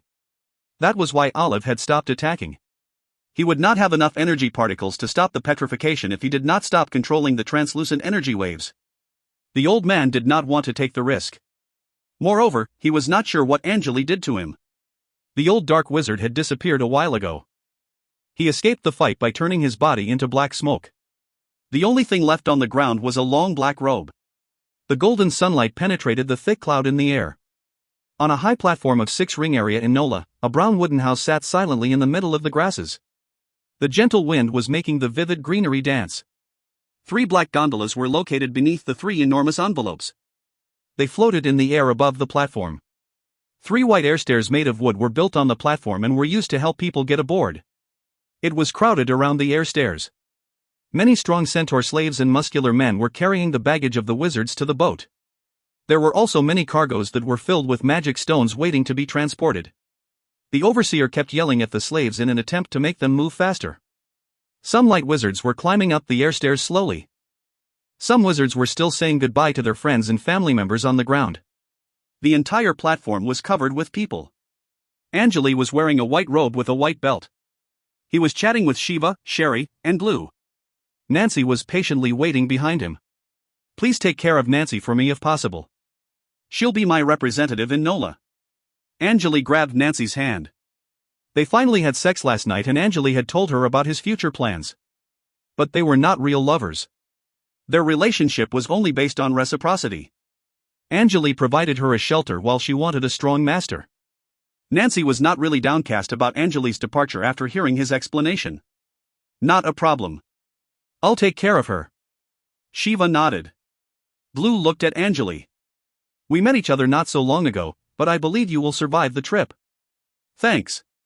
I'll try my best. Angele smiled. Sherry handed over a brown notebook to him. The notebook had a leather cover and the edges were painted with rose patterns. It's a map I acquired from my family. I hope it will help you on the way there. Sherry came back from the border just to say goodbye. Much appreciated. Angele grabbed the notebook.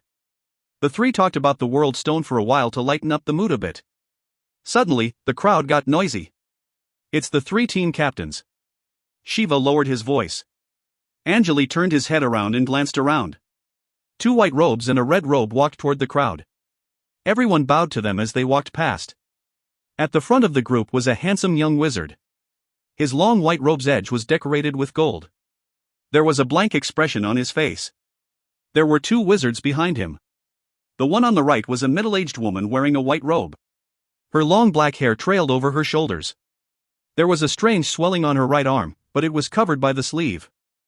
The other one was a man wearing a red robe. There were 2 white scimitars embroidered on his chest. The man had a long face with 2 long sharp ears, making him somehow look like an elf. However, unlike the pretty elves, his skin was rough, and his face was average. The 3 walked to 3 different wooden airstairs. Rayline. Suddenly, a crispy female voice came from the crowd. Rayline already had one hand on the handle. He turned around after hearing someone calling his name. A blonde girl wearing a white one-piece.